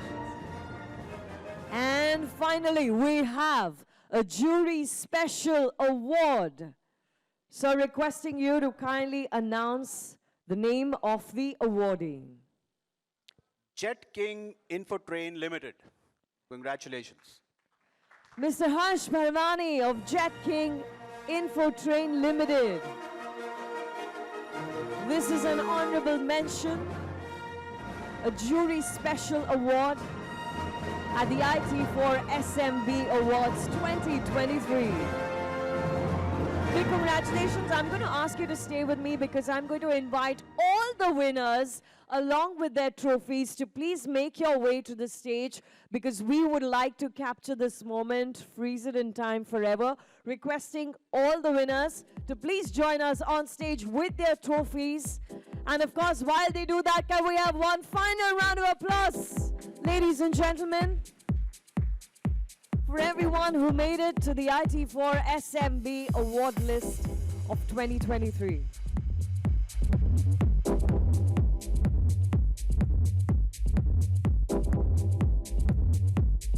Please stay seated as we will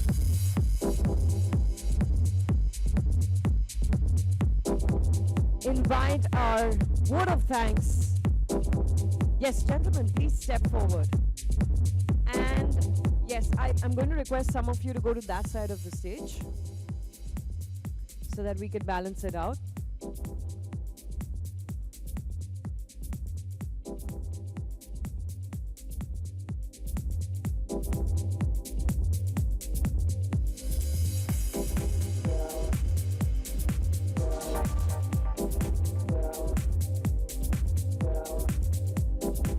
many, many congratulations to all of our winners of the IT4 SMB Awards.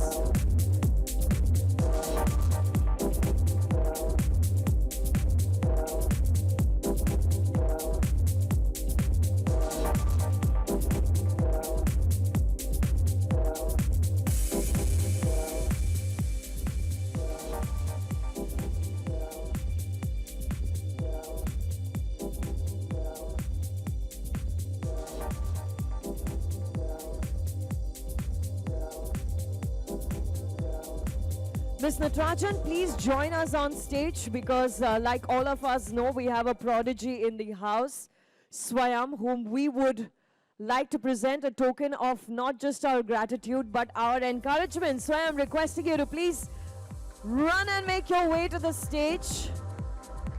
And along with that memento, I want to give you a high five. All right. Can we have a memento on stage for Swayam?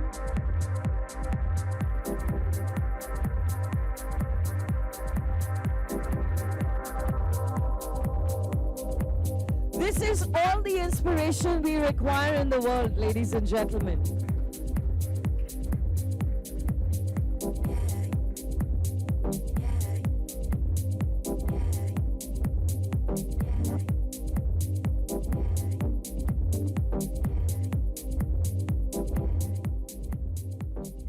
Thank you, Ms. Natarajan. Thank you for doing the honors. I'd now like to request Mr. Ajay Sehgal to please join me on stage to deliver the vote of thanks.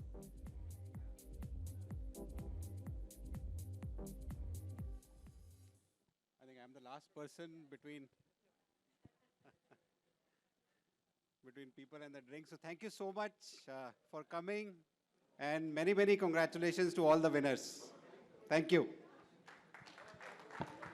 Thank you very much, Mr. Sehgal. Ladies and gentlemen, wherever you are in the room, we've come to the close of the Times Techies Tech Drive and IT4 SMB Awards Mumbai edition, a part of the larger Lenovo IT4 SMB initiative in association with the Times Group. Thank you for being a part of this transformational endeavor. Join us for cocktails and dinner in case you haven't already. I'm Xenia Fernandez, signing off. Thank you.